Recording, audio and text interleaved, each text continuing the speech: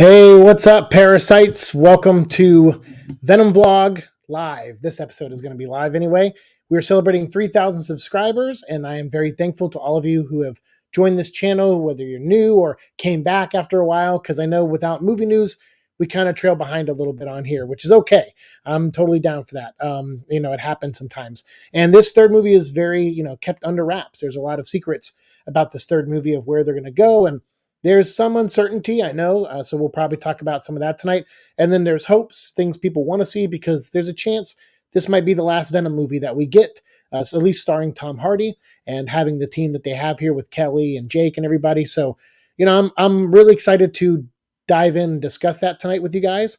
So whoever shows up live, that's what we'll do. We'll just chat. Hopefully people do. That would be such a bummer if only one or two people showed up. I would be grateful either way, but for 3,000 subscribers, this is a big milestone for us, because we've been trying to get this, to this point for over a year and a half, maybe almost 2 years now. When I moved from Los Angeles to Florida, we were just passing 2,000, or we were in like the mid 2000, nearing 2,500.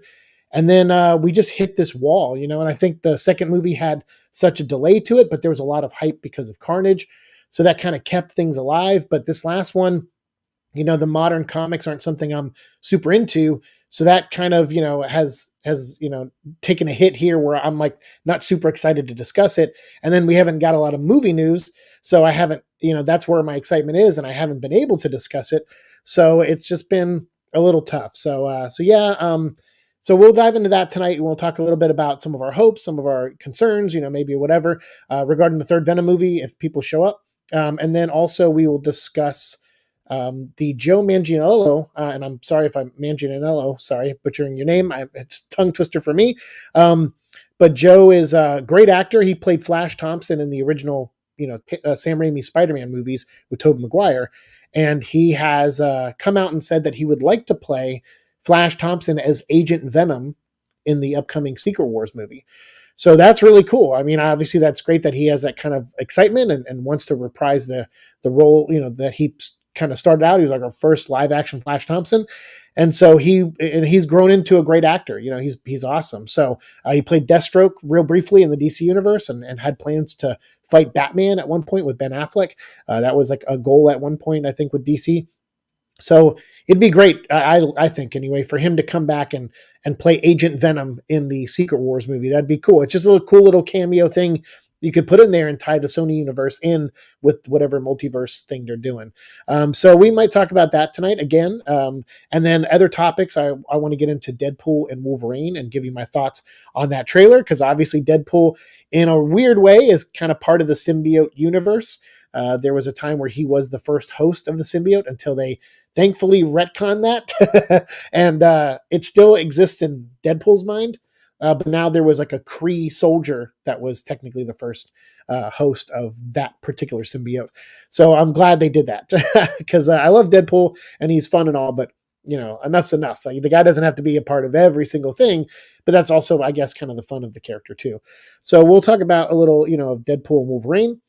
And I'll have, images pop up. So we'll get into that too. I'll have let's see here. So we talked about Agent Venom. So you can see there, I have some Agent Venom images that I'll pop up from time to time. And then also Deadpool. We got some great shots of him from the new trailer.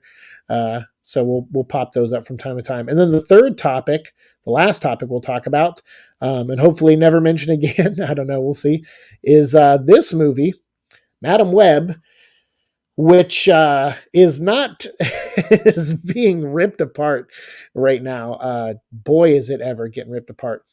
So yeah, we'll be talking about that too, and get into. I have not seen the movie, so I can't give you like a review or anything. It's going to be very much like Morbius with me. Like with Morbius, I didn't watch it, until it came out to like Netflix or something. Same thing's going to be going on here. I'm not going to watch it until it comes out. So since no one has popped up in the chat, let me just do a quick audio test to make sure everything is working.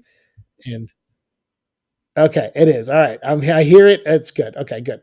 So good. Now that I know that I haven't been talking into nothingness, even if you're watching later, I appreciate you being here. We'll just go ahead. I'll have these conversations, and heck, man, if no one shows up for my 3K celebration, then that's okay. I tried to let people know this was coming, and some people voted to have this on Saturday night. We did like a poll, but it was kind of sprung, but I also was wondering if we were going to hit 3K, because we kind of were teetering there, and we were like one away, and then we dropped down a couple, and and then we went over 2 and then dropped down 3, and we were under again. So it was a little bit like, oh man, is someone trolling me? Is someone just messing with me? But well, no, luckily it wasn't that at all. Just sometimes the YouTube studio thing just doesn't update properly. But I'll still discuss the things I want to discuss. I'll have pop-ups here, and I'll be giving out digital codes. So actually what we're going to do is, let me go find the first code, because how I did this is I created these little banners to pop up. So I have this one here: welcome parasites, daywalkers, and travelers of the night. The like, share, comment, and subscribe let you know where you can find me on social media, at the Venom Vlog on Instagram and X. And then for our giveaways tonight, go to marvel.com/redeem and keep that website open in a separate window, because that's where you're going to go to put in some of the digital codes that I'm going to give away. And since there's no one really here live, then you're going to see these codes. Oh, did you see that is here? Holy cow, we do have someone in the chat. So did you see that? I'm going to pop some codes in here. Boom. There's our first code for the night. If you go to marvel.com/redeem, if you pull up that website, keep it up in a separate window, and then boom, put in that code right there. HMY, that code. That is an O, not a 0, I think. But try them both. If one doesn't work, try the other one. Because it's hard to tell from the codes I get if it's a 0 or an O. It's hard to tell sometimes. But if you go to that website and put in that code, you will get a copy of Madripoor Nights #1, which is a new comic book that has come out by Chris Claremont, classic X-Men writer Chris Claremont, who reinvented and saved the X-Men franchise as far as I'm concerned. And this is Madripoor Nights #1. It's a Wolverine story starring Wolverine, Black Widow, and Captain America. And it actually ties back to an old X-Men book called Uncanny X-Men 268. And in that issue, those 3 team up. It shows in World War II, it shows Wolverine and Captain America saving a little girl, and then it cuts to the future, and you find out that little girl is Black Widow. And then this is now the sequel to it. So Madripoor Nights #1, go to that website, put in that code. I'm doing great. Did you see that? How are you, buddy? It's just me and you. If you want to hang out and talk to me, we can. And I'm just going to keep giving out digital codes throughout this episode. We have 30 codes total. So it's up to you, Mike, if you want to pick any of these codes up, or if you want to save them for others, just pop it in the chat. If you picked a code up or not, just let us know. And we're only going to go for about maybe 45 minutes or so tonight. I'm going to try to go through this pretty quickly, and I'm going to give my thoughts. And you know what, Mike, if you want to give your thoughts too, I'd love to hear them. We're going to get into our first topic here. So that's the digital code though. So I'll leave that up there for a second. And now we're going to go to my images, and we're going to talk about our first topic, which is going to be Agent Venom. Joe Manganiello, who is, like I said, he played Flash Thompson in the original Sam Raimi Spider-Man movies, Tobey Maguire. He wants to play Agent Venom in the new Secret Wars movie. And I think that's cool. I think it would be a great cameo for sure to bring him back. This is what he looks like, in case you're unaware. That is what Joe Manganiello looks like. He's a really good actor. He's in Magic Mike, I believe, and like I said, played Deathstroke in the DC Universe very briefly. I think in just one scene, actually, but was training to play him, in a Batman movie to fight Ben Affleck's Batman. So, yeah, he's interested in reprising the Flash Thompson character and doing the Agent Venom, just playing him as a cameo or something. Like, I think that would be awesome. It'd be really cool to see in Secret Wars, like Wolverine and, Deadpool or, Captain America, or people running around and they're teaming up with people they've never met before, like Agent Venom. I think that'd be sick. So yeah, I know, like, this is the current Flash Thompson, this kid, Tony. And yeah, I don't know. He's fine, I guess, for that version of Flash. But the person I wanted to see play Agent Venom is actually this kid. His name's Chris, I think. He played Flash Thompson in the Amazing Spider-Man movies with Andrew Garfield, and I liked him. I actually thought he was a good Flash Thompson. But Joe was great too. So if Joe ends up wanting to play that part, he gets my vote. I mean, for what it's worth, I'm just a fan, of the character and all. But that'd be cool to see him reprise the role. So yeah, I don't know. What do you think, Mike? Do you have any thoughts on Joe Manganiello? Hey, VCX. Oh, you're here also, dude. Awesome. Well, there's our first code. Whoever gets it, gets it. How is everyone? We're good, VCX. Heck yeah, Agent Venom, right? I'm heading to sleep, so I have to work tomorrow. But man, it's great to see you live, and I'm glad I could catch this. I'm glad you got here too, man. Thanks for popping in. And if you want to grab that code on your way out, go ahead. If not, let us know in the chat if you got it or not. Because if you didn't, VCX or Georgie will probably grab it. Hey, and Tevia's here. Whoa, hey, people are showing up. All right, man. Thanks. Thank you guys. Thanks for being here tonight. Oh, that's very awesome. So like I said, tonight we're going to be giving out a lot of digital codes. So make sure you go to marvel.com/redeem and we are going to give out more codes. So there's the Marvel website. Go there. And this is the first code we gave out is the Madripoor Knight. So the first person to put that code in gets the code. Hey, thank you, Tevia, and thank you all. I mean, this is 3K. I wouldn't be here without you guys. A lot of you have been here from the beginning.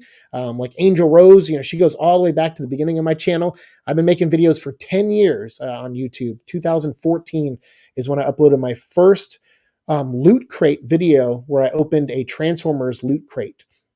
And then soon after, I started doing Transformer toy reviews and then Star Wars Rebels toy reviews. And then onward into other toys and Marvel Legends and stuff like that, Lego and everything. And then I started working for Lego, so I stopped making Lego videos because I didn't know if that was a conflict of interest or anything. And there was a lot of other things going on, but the channel has changed a lot over the years. But the one thing that really stuck was the Venom videos. I couldn't believe that was the one thing I was like, well, it's an idea I have. I love Tom Hardy, but I don't know if I could make this go long term. I feel like I give up on everything. And this was the one thing I didn't give up on. We're 863 episodes in less than 6 years of Venom, and we still got more to go. We're going to try to go all the way to episode 1000 before we end the show. So we'll do our best.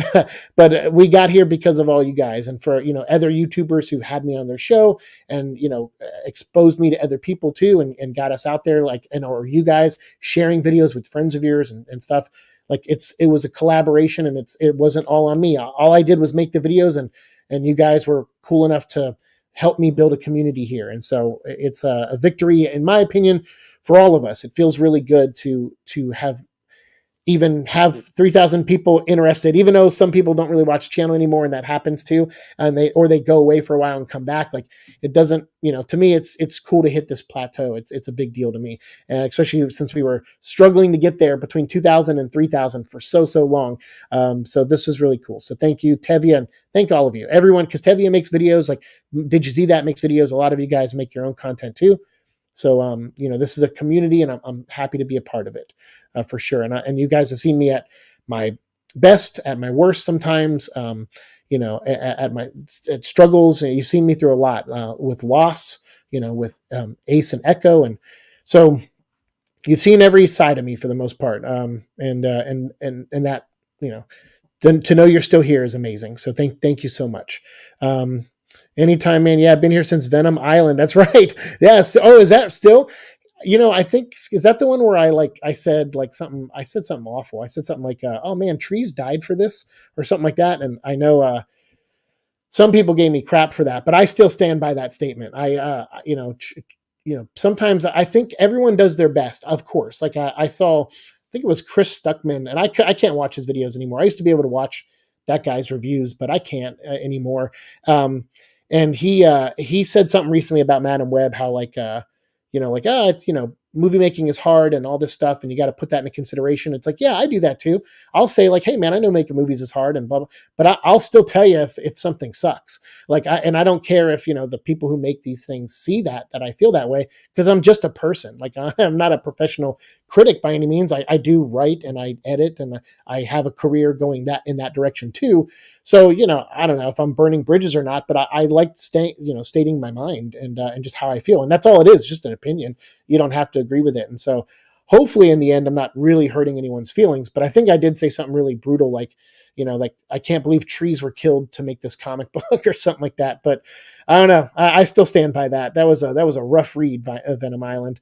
So anyway, so we gave away Madripoor Knight. So here are 2 more codes. Ultimate Black Panther. So put one in. If someone takes it before you, there's a second code. It's the same issue. Ultimate Black Panther #1 just came out recently. So first people to put those codes in, you get a copy of it digitally, and let me know in the chat if you end up getting one of them, so we know which ones are still available. But yeah, code 1 and code 2, they'll both, either one. You don't have to put them both in if you don't want, because it's the same comic book. So if you get one, leave one for another person. But I'm gonna leave those codes up here for a second. That's Ultimate Black Panther #1, which introduces the new Black Panther, the new Killmonger, the new Storm, and the new Moon Knight for the Ultimate Universe. So yes, for sure. Speaking of Venom, how do you feel about the current Venom book? Because man, oh man, I'm lost. What is even happening? I know I feel like every time I do a discussion video of the current Venom books, I feel more like I'm spending a lot of time giving exposition and context and less time actually talking about the story. And that's just how Al Ewing writes, I feel like sometimes. So I don't know. I will say I'm kind of disengaged. There's part of the story that interests me, and then there's a big part that doesn't. So I'm just going to collect it in trades from now on. But it is going to be crossing over with Blood Hunt coming up. So there's a little piece of news. If you want to give your thoughts on Joe Manganiello as Agent Venom, you can. We're going to move on to the next topic, and I'm just going to spring this one on us right now, which is Lee Price is coming back for 2 issues, Venom number 34 and number 33 and number 34. Those are 2 issues that are going to tie into the Blood Hunt crossover coming up with Marvel and vampires and all that supernatural stuff of Marvel, which is my favorite corner of Marvel. So Venom's going to play a small part in it, and the undead are going to come back, or the dead are going to come back and be raised as undead. And one of those people coming back is Lee Price. So not very exciting news, in my opinion, but it is happening. So we may discuss those when those issues come out. On maybe, because I'm going to do on Seek at Night, I'm going to talk about Blood Hunt probably on the Seek at Night show. So maybe we'll do a Seek at Night Venom vlog crossover, and we'll talk about those 2 Venom issues. But yeah, I don't know. It's hard. The new Venom books are hard to get into, in my opinion. You can still criticize a product and film, which is why I'm not going to watch Chris's video after that anytime soon. I mean, that's the thing. I agree with you, Georgie. It's like, and I'm not trying to attack the guy, and I'm sure there are people online that are, but for me, I just I used to watch his reviews, and not that I always agreed with his opinion, but I don't know. I felt like there was some life in that guy at one point when he was younger, and now he's just very monotone. He doesn't really smile a lot, and he doesn't really have a personality, I feel. And then he comes out and says something like that, and I'm just like, I get it, dude. You make movies now too and stuff, but hey, I still write. I work in comics. I'll do stuff on the side sometimes stuff under the radar. I'll work on screenplay stuff. I'll take some side work there, but I don't. When someone reads something of mine, if they say it sucks, I want to know why. So if you just go, "Oh, it sucks," obviously that's like, okay, you didn't like it, that's fine. But if you can give me actual criticism, then I like that. I actually prefer that, because if there's something I can look at from your point of view and go, "Oh, all right, well maybe next time I'll try that approach to it," or I'll consider it, or whatever. Even if I don't consider it, it's like it's cool to hear it, and I think that helps make you get better. So to sit there and go like, oh, movies are hard to make and all that stuff, it's like, yeah, I know movies are hard to make. Comics are hard to make too, but it's still, Venom Island is a waste of fucking trees. So sorry, I'll channel a little bit of blue there, but yeah, sometimes the F words come out. I mean, but that's how I felt about Venom Island. I thought that book sucked, and I thought it was a waste of paper, pretty much. And that sucked too, because Bagley was the artist, and Bagley is an amazing artist in my opinion. So yeah, all right. So those codes are gone. So hopefully you guys put those in, because I'm going to give you the next code. So remember, go to marvel.com/redeem. And if you're watching later on, if these guys aren't, taking up all the codes, which they're allowed to, that you guys are here, you're here live. So if you want to do that, please do. But let's dive into some vampire stuff. Here is Blade #1 and Blade #3. So pick one issue, pick both issues, whatever you want. Go to the website, marvel.com/redeem. And put in those codes, and I'm going to leave those up for a minute. But I feel I haven't really watched Chris in a while. I just saw that pop up in my feed, and I think it was yesterday, and I was like, or whenever it was, and I was like, yeah, no, not feeling it. Not feeling that comment. Current Venom has some interesting ideas. They just feel a bit odd for Eddie. I mean, sure, and that's how I feel VCX. It's like I'm all for new ideas and new stories with Eddie, and this is certainly one of those. But I'm actually more interested in the street level stuff with Dylan, and I'm surprised how much I've liked Dylan in this run, to be honest. But I'm also one of those guys. Space Knight didn't blow me away, and I'm a Flash Thompson fan. I'm just not, even though Venom's a character from space, it's neat to see him go explore space at times, since that's where he's from. But I like the contrast of him being on Earth. He's an alien on Earth. It's like Superman is an alien on Earth. I like that contrast. When he goes out into space, sure, it's cool to see Superman on War World or some of these other places, Apocalypse, but only for a brief time. And then I want to see him back on Earth, taking down bad guys. I like the contrast of that, and I think that's cool for the character. I hope Andy shows up just to kill Lee Price as revenge for him taking her symbiote. That would be great. That would be cool. Yeah, that's the one thing I do like about Lee Price coming back is he'll get to die again. So I wonder who will kill him. That's actually good. Andy, that would be great to see Andy do that. Agreed. It's not what you think; it's why you think it, and that's pretty much it. It's like it's we're never going to agree. Like lately I've been coming out and talking about how much I love Moon Knight, and there are people that did not like that show. They wanted to see a more Batman type approach where it's like a guy in white tights beating up criminals, beating them until their faces bleed, in New York City or in Chicago or whatever. And there was people that really wanted that approach, that David Finch, approach to Moon Knight and stuff. And that's great. Those fans should want their version of course as well. But I will at least give you reasons why I do like what I like, and I'll give you reasons why I'm critical of the show too. And that's all I can do. I mean, that's I don't really have a job here on YouTube other than I'm just giving my opinion on stuff, and I try to back it up with my point of view of my reason for it. And I think that's any good, critic or YouTuber or discussionist, debater, anyone that, is on those levels. That's all they're meant to do. And you can agree or not. But the main thing is you don't want to come across like your opinion is the only opinion. And I hope I never come across that way. If I do, please check me, because I don't, just because I think Venom Island is a waste of trees, and it's a very harsh criticism of the book and stuff. I don't dislike Donny Cates. I think he seems like a really nice guy. Devin Lewis, who edits the book, I criticize them on stuff that I don't enjoy, but I will always invite them to be on the show and talk with me, because I think at the end of the day, we're both Venom fans, and we may like different things creatively and, just what we love in our fiction.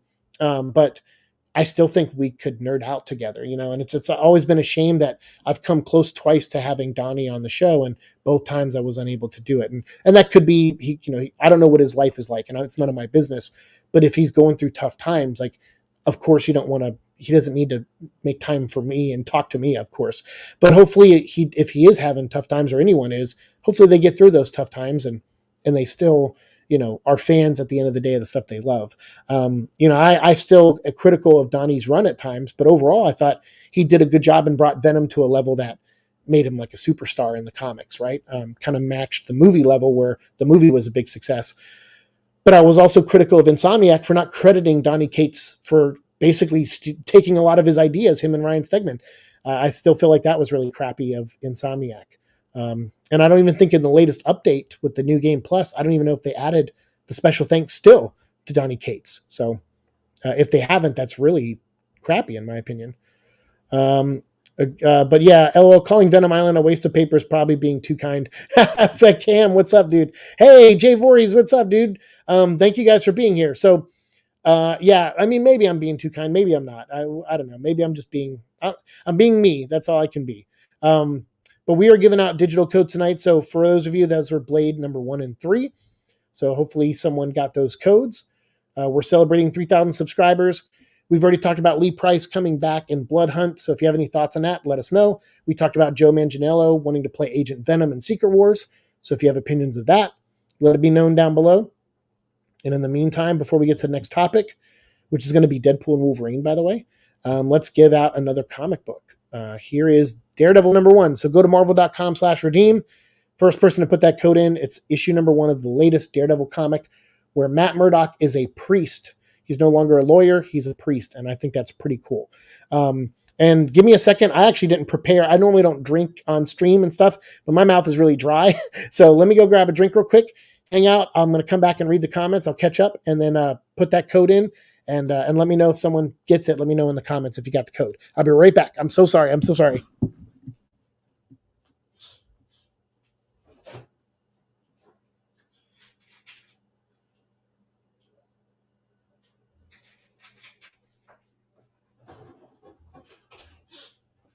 Okay. Yeah, I don't like walking away from a stream and dead air, especially since I haven't streamed in so long. I mean, I was doing some streams the last couple nights doing the Moon Knight cards, which has been fantastic. But doing something like this, it's been a while. It's been too long. I actually paid money to StreamYard so that I had a cool background and everything while I did this live, and I could have the pop-up images. So, yeah, we'll leave that code up there for a second. Let me pop up some more stuff, and if there's comments, I will get to them. So, yeah, Jay Voorhees, Cam, thank you guys for being here. Everyone who's here, thank you so much. Thanks for the thumbs up. Thanks for you watching. Thanks for being a subscriber on this channel. It's awesome to hit 3K finally. It's very cool, and I'm very appreciative. And to show my appreciation, like I said, I'm giving out these digital codes. But we have some images here. Like I said, we already talked about Agent Venom, with Joe, which is right here. If you don't know what Joe looks like. We talked about Lee Price coming back, but now I really want to get into a conversation, if you guys want, about this movie coming out, Venom. I'm sorry, Venom. That'd be awesome if Venom was in this movie. Deadpool and Wolverine. Really, really cool. It's so great to see Hugh Jackman come back. I would have been fine if Logan was the last film he was in, but this just seems like it's going to be a lot of fun. And although it was great to see him go out on a serious note, that was very heartbreaking and sad. I mean, honestly, I cried at the end of that movie. Logan was really, really well done, I feel. So I understand some people may not want him to come back because that performance and story was so good, but this just feels like fun. And I feel like we've had some fun with Hugh Jackman as Wolverine at times in certain scenes, but I feel like this movie will just be a riot and a violent one at that. So yeah, I'm curious. Do you have any thoughts on Deadpool and Wolverine? Georgie says, hey, and thank you, Jay. Thanks for the congrats, man. I appreciate it. Congrats to all of us. The Parasites, we have reached 3,000. That's freaking amazing. And I was wondering, because when the first movie coming out, we were around 1,000 subscribers we hit. Then leading up to the second movie, we hit 2,000 subscribers. So it's cool to hit 3,000 subscribers as we're counting down to the release of the third movie. Pretty awesome. It's pretty awesome. So I'm looking forward to Deadpool and Wolverine. I'm going to put up the comment here. Though I hope that studio maintenance doesn't run it. If Fox was okay with fourth wall jokes, so should Disney. I mean, they make a pegging joke in that trailer. I was not expecting that when he says that, when he's like, yeah, pegging's not new to me, but it is for Disney. I was like, oh my, I cannot believe they got that in there. So I would say, to me, at least so far from that teaser, it doesn't seem like if they're interfering, they're not interfering on on the jokes in that regard. So yeah, we'll have to see obviously the final product, but that trailer had more in it as far as jokes and violence that I thought Disney would ever allow. But good, I'm glad. I mean, it shouldn't be. I mean, Marvel is its own thing. Yes, they're owned by Disney, but Marvel is its own thing. And I know they have family value core, ideals as well. But it doesn't, your audience who saw Iron Man 1, if they were 8 years old when Iron Man 1 came out, they're in their 20s now. They're in college or graduating college. So it doesn't hurt to make some rated R stuff. Plus Deadpool, it makes no sense to make a PG-13 Deadpool movie. That's one of those times where, I mean, you could do it 100%. And I think even Ryan Reynolds tried. He re-edited the second one. You absolutely can do it. Because we always talk about that. Venom, can you do a rated R Venom? Absolutely. Does it have to be rated R? No. Deadpool, should it be rated R? And does it have to be? No, you can make it PG-13, but it works. Like the first two worked so well. So I'm glad they didn't, make this one PG-13. I'm glad they're just going full in. So let's see. Tevia says Wolverine Deadpool is going to be amazing. I hope so. It looks amazing. I'll say that. And well, I've always wanted Wolverine a classic costume. I don't trust Deadpool to treat him seriously after Deadpool 2. I mean, there is that, and I know that's a concern with people. You're not the only one. I've seen that online too. For me, I guess because we got Logan and we got some of those other, like Days of Future Past and some of those other portrayals of Wolverine that I thought were really good. The Wolverine, where he's in Japan, like I didn't like the ending too much, but I thought him as Wolverine was great in it. So I think we always have those. Nothing's ever going to mess with those. So I'm okay with them if they put a slightly different spin on Wolverine, as long as he's. But then again, we're probably going to deal with variants. So this feels like a movie where you can have your cake and eat it too. You can have your Wolverine that's very violent, and then you can have your Wolverine that is, maybe cracks a joke when he normally wouldn't. So we'll see what they do in the final product. That's for sure. Yeah, we're going to get into Madam Web. We're going to talk about Deadpool Wolverine first, and our last topic tonight will be Madam Web for sure. If they keep the pain joke, I think we're in good hands. Yeah, I think so too. That's an indicator. Brandy, what's up? Can't wait to see those two on screen together properly. Both have great comedic styles. Thank you so much, and it's so great to finally catch you on a live one, Brandy. Brandy's been very nice lately. She's been watching some of our Moon Knight videos and leaving comments, and we're very grateful. Anyone who leaves a comment or a thumbs up, it means a lot to us. So thank you for doing that, and for keeping in touch with us on Instagram as well. It means a lot. And also Tevia, who will tag me in his posts, so that's why I can keep up with his videos on X. So you can follow us at the Venom Vlog on X and Instagram. Disney does now own Alien and Predator, and Prey was, I thought, really good movie, and that was rated R. So and they have an Alien movie coming out soon and more Predator movies.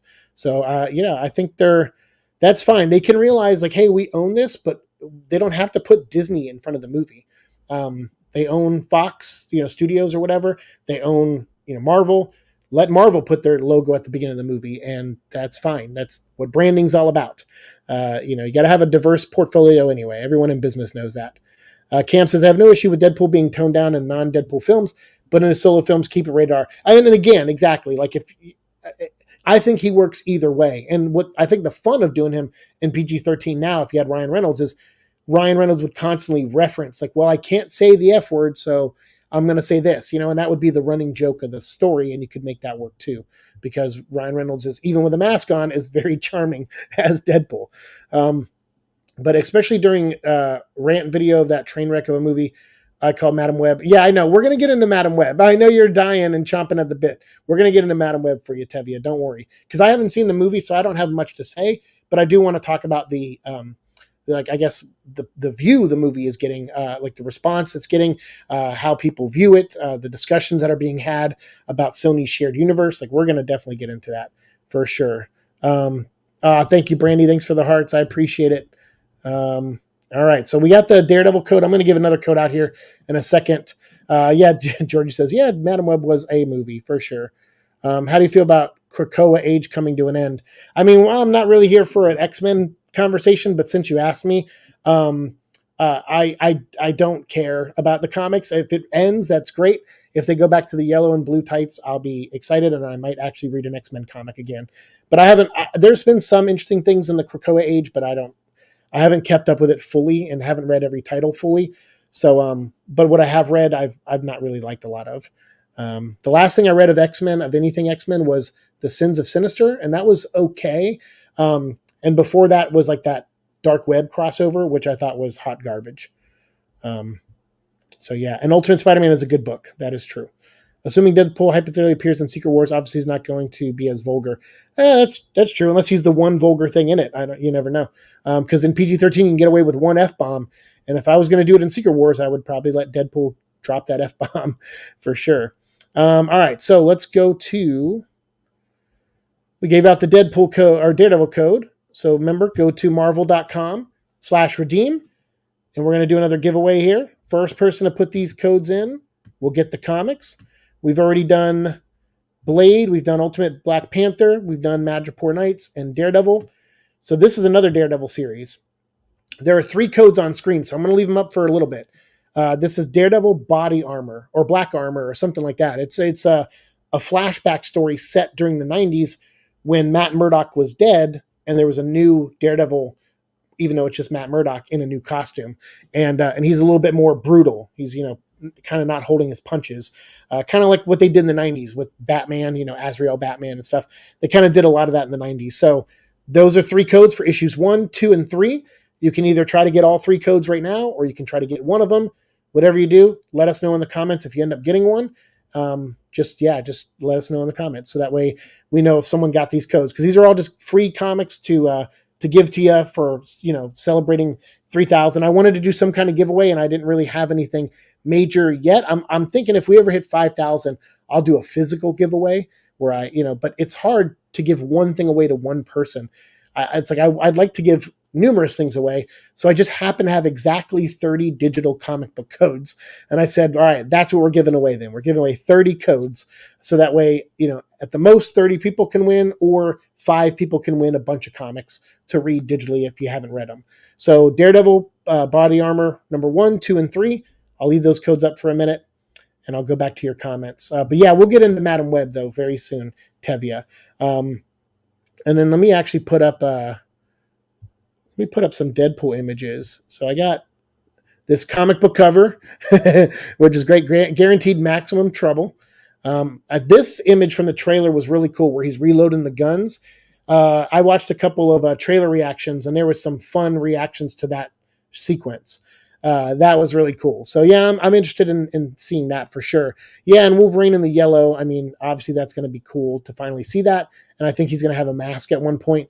Their little posters and images that they put out are very fun. I love the hands here with Deadpool and Wolverine making the heart.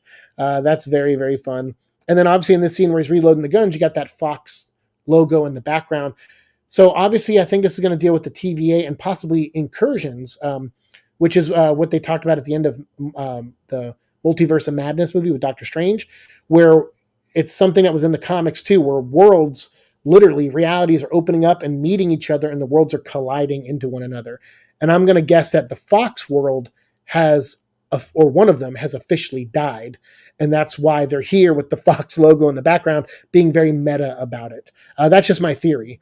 I also had a theory that this is the opening sequence of the movie, but I don't know. I'm not so sure anymore. But who knows? But yeah, there's some great shots. I loved it when he did the split in the elevator. It's fantastic. And then there's also been this. There's a lot of talks about this person here. Whether some people thought maybe it was Charles Xavier, but there's a good chance that this is actually Cassandra Nova, which is Charles Xavier's sister, maybe clone too, I think, female, and she is evil, and she's from the Grant Morrison run. So there's a chance that they go to another Earth where they deal with a Cassandra Nova instead of a Professor Xavier. And so you can imagine that you have someone, who's on that power level of Xavier, and Deadpool and Wolverine have to kill them or kill her. So yeah, that could be emotional for Wolverine too, especially if it's the same Wolverine or not. I don't know if this Wolverine that we meet is from the X-Men movies that we know, if he's a new one, if he's the one from Logan, we'll find out, I guess, when we see the movie. Yeah, there's all these great shots. I love this shot too with Deadpool. So let me go back to your comments. Yeah, they really wasted Jeremy Johns looking bad guy in what? Oh wait, MW.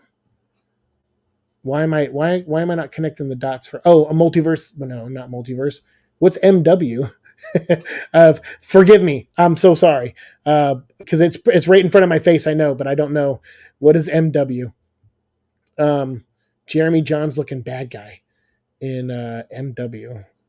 I might need a second to think. The thing about physical copies for me personally is pretty straightforward, really. Location-wise, it's not really easy to get, which is why I don't participate in stuff like this, but that's okay. I mean, I get that, and that's the other thing I think about too, is people who don't live in the U.S., because obviously shipping internationally could get expensive, and I'm all for spending the money if we have, 5K subscribers. I mean, that's a big, threshold to cross. So I'm all for that. But again, it's sending one gift. And so if there's ever digital stuff I can give out, I try to do that, because at least it's something. But I know not everyone loves digital stuff.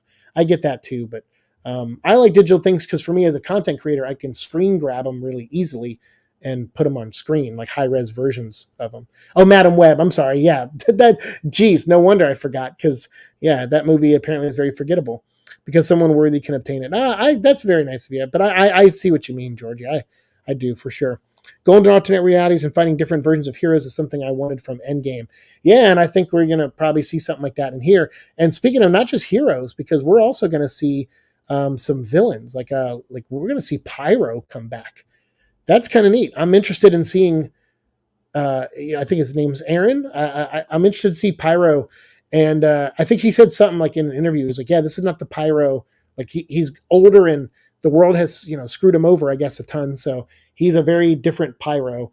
And I'm like, well, that's interesting because I guess he was a confused kid, picking whether he was going to be on the side of good or not. And he ultimately chose evil and then got beat by Iceman in the third movie. And we never really knew what happened to him after that. So we don't know if he went back to being an X-Man or, whatever. So this is interesting to see a version where he, goes full, evil maybe. I don't know. We'll see. We'll see what his role is. But there's another cameo in the trailer too, which is Patch. That's the comic book version, Wolverine as Patch. And this is the shot from the movie from behind. And there are people speculating that this is also not Hugh Jackman in this version because there's going to be a card game, probably in Madripoor, maybe. And there's we see Wolverine there. And it looks like it could be Hugh Jackman, but there are people speculating that this will be one of the cameos. Now, I remember when Deadpool 2 was coming out, I had heard a rumor that Brad Pitt was going to play Cable, and that the idea for Cable was that every time Cable appeared on screen, he was going to be a different actor because of the time travel effects. And then at one point, he was even going to be Bishop and not Cable. And I had heard that was an idea, and I don't know if that's true or not, but that was someone had explained that to me. And I was like, that would be amazing. And maybe that idea never happened, and that's what they're going to do in this movie is just have Hugh Jackman for a majority of Wolverine parts, but every once in a while hit you with a cameo of someone else playing the character, which is also good because obviously we know after this and after Secret Wars probably, Hugh Jackman will definitely not come back to the role of Wolverine.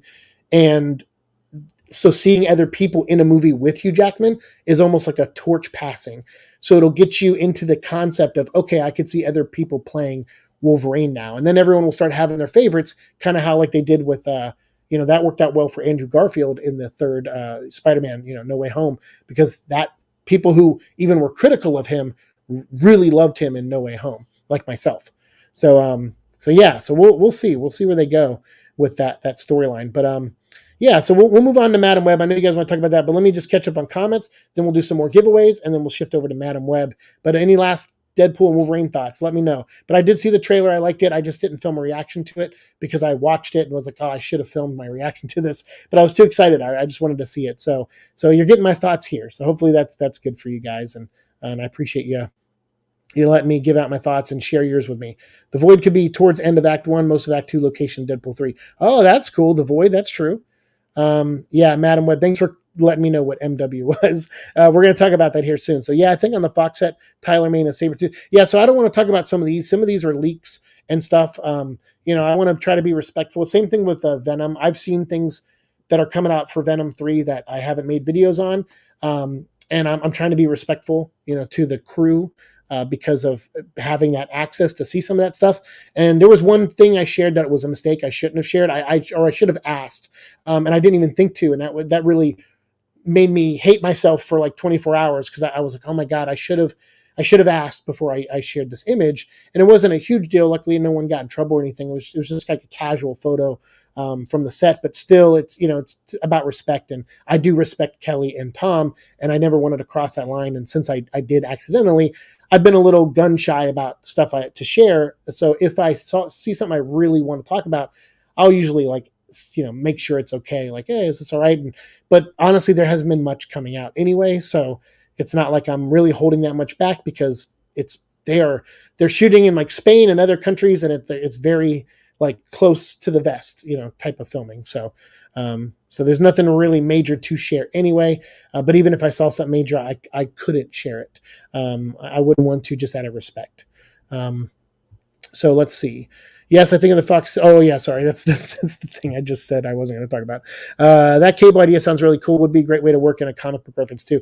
Yeah, exactly. Because then you could do an animated Cable could show up, like a drawing of Cable could show up and aim a gun at Deadpool, and So you could have had a lot of fun with that. So it sounds like they might do something like that for Wolverine, which will be great. All right, so more digital codes. So we gave out the Daredevil ones there.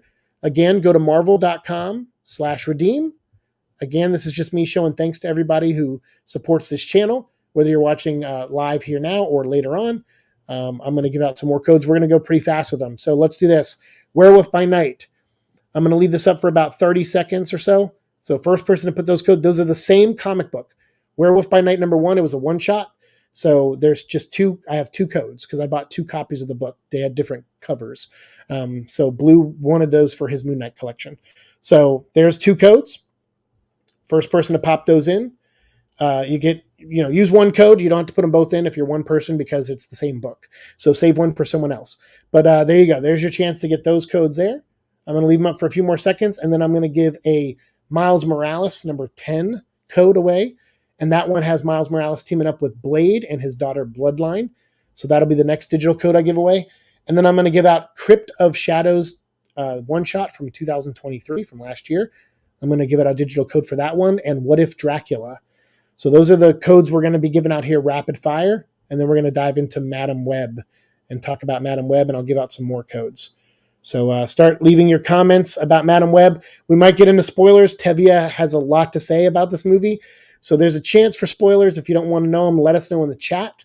But if you're watching later, there's a chance we might get into spoilers. But if you don't want to know in the chat, we can try to tell Tevia to, not give away too much. But if you want to see full spoilers and hear Tevia's video, go watch his video. And if you can kind of keep it to where you don't give away too much, let us know. But I want to talk about the reception the movie is getting, and also the money it's making so far, which is not a lot. So there, I just switched codes. Werewolf by Night codes are gone. Miles Morales code is up now. And like I said, we're going to get into, let me find some images of Madam Web, and I'll put them up on screen. So hold on a second. Here we go. I put all these alphabetically, so I'm glad I did that. So there, Madam Web, new TV spot in IMAX. Apparently this shot, I will spoil this because I found this out from someone who saw the movie. The girls here in their costumes, they look fantastic to me. I think the costumes look great. Apparently this is like maybe 45, 50 seconds of the movie, less than a minute, I'm told, I think 2 minutes is being too generous. But apparently the shot you saw in the trailer of them in the costumes is all you see in the movie. So I will warn you about that. The movie, and I only say that and spoil that because I feel like that's just a massive misrepresentation when they show the trailer and they show all these action shots of the girls in costume fighting Ezekiel. If there's less than 2 minutes of that footage in the movie, then that's just a blatant lie. It's a bad marketing thing. And it's clearly, it's no fault to the actual editors of the trailers because their job is to make the movie look kind of exciting. So of course they would pull that footage and ask if they can use all that footage, but apparently that's all the footage. So if you see the trailer, the recent trailer, you've seen all of the moments that they're in costume in the movie. And I find that to be pretty disgusting and on Sony's part. And I know I'm the Venom vlog and everything, but I don't love everything Sony puts out. And I find the Resident Evil movies were awful that them and Constantin Films put out. All 7 of them are terrible. The first one is it's acceptable kind of, but they get worse and worse and worse. And the Netflix show wasn't any better. So I'm not a fan of, Sony can butcher stuff if they have the wrong people working on them. And I think that's Sony's biggest problem is that they don't find a lot of times the right talent. They got really lucky with Phil Lord and Chris Miller because those guys are talented. They made the Lego movie. They made 21 Jump Street. They're perfect. And they were great for Spider-Verse, I feel. And if I was Sony, if they were smart, I would, and again, Chris Miller and Phil Lord might not want to do this, but I would put them in charge of the Spider-Man multiverse movies, and I would stop making Madam Webs, and I would stop making Morbiuses and Kraven the Hunters. And after Venom 3, stop there too, and let them do something. And even if they want to do it all in animation, just let them, because to me, it's like they're the ones who struck gold. And any other business in the world would tell you, if you have someone like Chris Nolan with Warner Brothers, when he made the Dark Knight movies and some of the other movies he made for Warner Brothers, they're like, all right, this guy is our guy. We're going to make stuff with him. That's what they should be doing with Phil Lord and Chris Miller. And again, those guys may not want to do more than what they have on their plate because it's a lot of work, obviously. So that I would totally understand, but it's still like then doing these movies without their creative input, I think it's very bad. I think it's very, very bad business from Sony. Because like that, I think she looks great, Sweeney, and as the Spider-Woman, it looks cool. But and I actually don't mind this costume, the Ezekiel costume. But I hear his whole thing is bad. I hear they had to redub most of his dialogue and stuff, like with ADR, and his lips don't match up with what he's saying and stuff. Like I heard I heard it's an editing mess, and Morbius was a little bit like that too. And that's how these movies get. They did that kind of butchered parts of Venom and Venom Let There Be Carnage with editing. So I don't know what it is over at Sony where they just get all this footage and they just like just destroy it and put this like weird filter on it to give it this blue cobalt look. Like, it kind of just makes some of their movies look a little soulless. But I mean, yeah, like Morbius and Ezekiel here. I don't know. So I'm not a big fan. I'm just not a fan of what they've done so far. So here, let me put those crypt codes up and let me get back to your comments. So let's see. I saw a review of Madam Web, and the most positive thing it said was it's bad, but it wasn't annoying. Yeah, I feel like that's one of those movies. Madam Web is going to be one of those movies where I complain about trees dying, like how I did with Venom Island, but the movie equivalent of that. But I don't know. And like I said, I know it doesn't have to really be said that movies are hard and it's a collaboration and everything. But and the chances of you making a great movie are very slim compared to just making like an okay movie. But that's all we really want from Sony is just okay movies, and they can't even do that. So to me, like that's I just don't have a lot of faith a lot of times in Sony. The only reason I get into the Venom stuff is because of Tom and Kelly, and I just like them, and I think they put together the best team they can when they make stuff. And this next movie is I'm going to actually get to see Tom and Kelly at their, peak, like where they get to probably have most of the say. Now, sadly, in editing, they might not get a lot of say in the final cut, which would be a shame because I think the two of them could make a good Venom movie. So we'll have to see what the final product is. But that's where I worry from Sony is I worry sometimes not with Kelly because she's kind of grown into the role of writer and director for this next movie, but with like the Morbius movie, it's the same writer who did Morbius as did Madam Web. And it's like, why? Why would you give those people more work? Even if they were on retainer to where like they work for you specifically, I'd fire them after Morbius. I just would. And I know that sounds mean, but it's a business. It's just a business. So it's like if your movie that you make for us doesn't, and like what's the other one they did? Gods of Egypt and something else, like your movies don't make money. And yeah, you can say, oh, well, we wrote our best and then the director takes it from there. But it's like, right. But you still play a role in it. So, so I'm sorry. Like, I don't know. I just personally would be like, no, I'm sorry. You get one more shot. And then if the next movie bombs, it's like, okay, you got to go find work at another studio. I'm sorry. I don't know. Maybe I'm just mean like that. I don't know. That's why I like editing because I would work with a writer or an artist and find they would bring out the best of me and I would bring out the best of them. And we would hope that would bring out the best in the product, in the story, in the comic, in the movie, whatever we were working on. That's why I like collaboration. But I feel like a lot of these don't feel like collaboration. It's like one person does their part, they pass it on to the next person and they do something and they pass it on. And it feels more like a machine and less like a piece of art or a collaboration. And that's just my opinion though. So there's Crypto Shadows and What If Dracula codes. So first person to put those in, go to marvel.com/redeem and do that. The music theme of Madam Web is awfully familiar. Is it? I haven't heard the theme song. Madam Web takes place in a year I was born in. Does it? What year is that? 2003? What year is Madam Web take place in? Because it looks like an early 2000s movie. Apparently, originally it was shot to be a 90s movie, but then they changed which Peter Parker they wanted to reference. So they made it take place 10 years later in the early 2000s. This is just stuff I heard. I don't know how much of this is true or if any of it's true. So a grain of salt, please. But it makes sense. Apparently this movie was just changed a lot and they kept being indecisive on which Spider-Man they wanted to reference in this movie. And apparently, excuse me, apparently Mary Parker is in this movie and Uncle Ben is in this movie. But Richard Parker, as far as I know, is not in the movie. And Richard Parker is the father of Peter. So if Mary's in the movie and she's pregnant with a Peter Parker, where's Richard? And why is Ben Parker there with no Aunt May? Unless she's in it too. I don't know. So I have no idea. It just seems I've only heard that Ben Parker and Mary Parker are in it. So I don't know. I'm like, well, where's Richard, Mary's husband, and where's May, who's Ben's wife? Are they trying to say Uncle Ben is the father of Peter Parker in that universe? And he hooked up with Mary Parker or, Mary, whatever. So I don't know. This doesn't even seem like they can get that part right either. Hey, Pumpkin Time. Thanks for the congrats. I appreciate it. Thank you so much. Thank you. Thank you. It's a congrats to all of us, right? We're the parasites and we are a hive mind and we work together. So 3,000 subscribers is all of our victories. So thank you so much, man. Thanks for being here. Also, yeah, holding the costume until the end is 2000 superhero movie BS. I never want to see it again. I agree, VCX.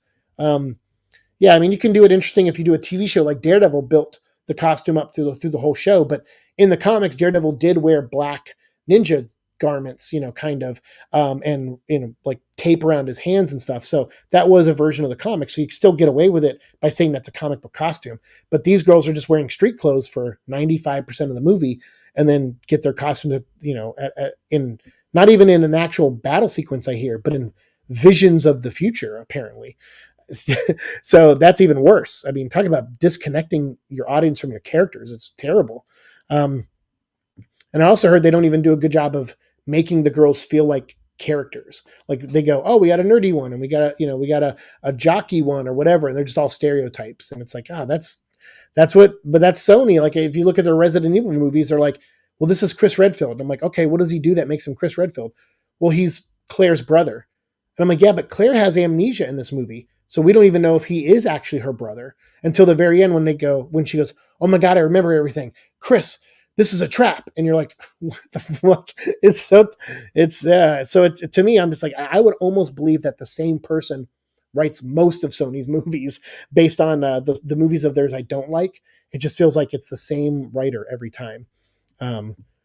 So that's why when I see something I do like, it's usually an actor like Tom that brings it out. Like his performance, his commitment brings my interest level up above the material sometimes. So yeah, that's what I look for now. Like Moon Knight did the same thing. Oscar Isaac's performance kind of brought me above some of the material that I didn't like about the show. Although I did like the show overall, but just some things I didn't.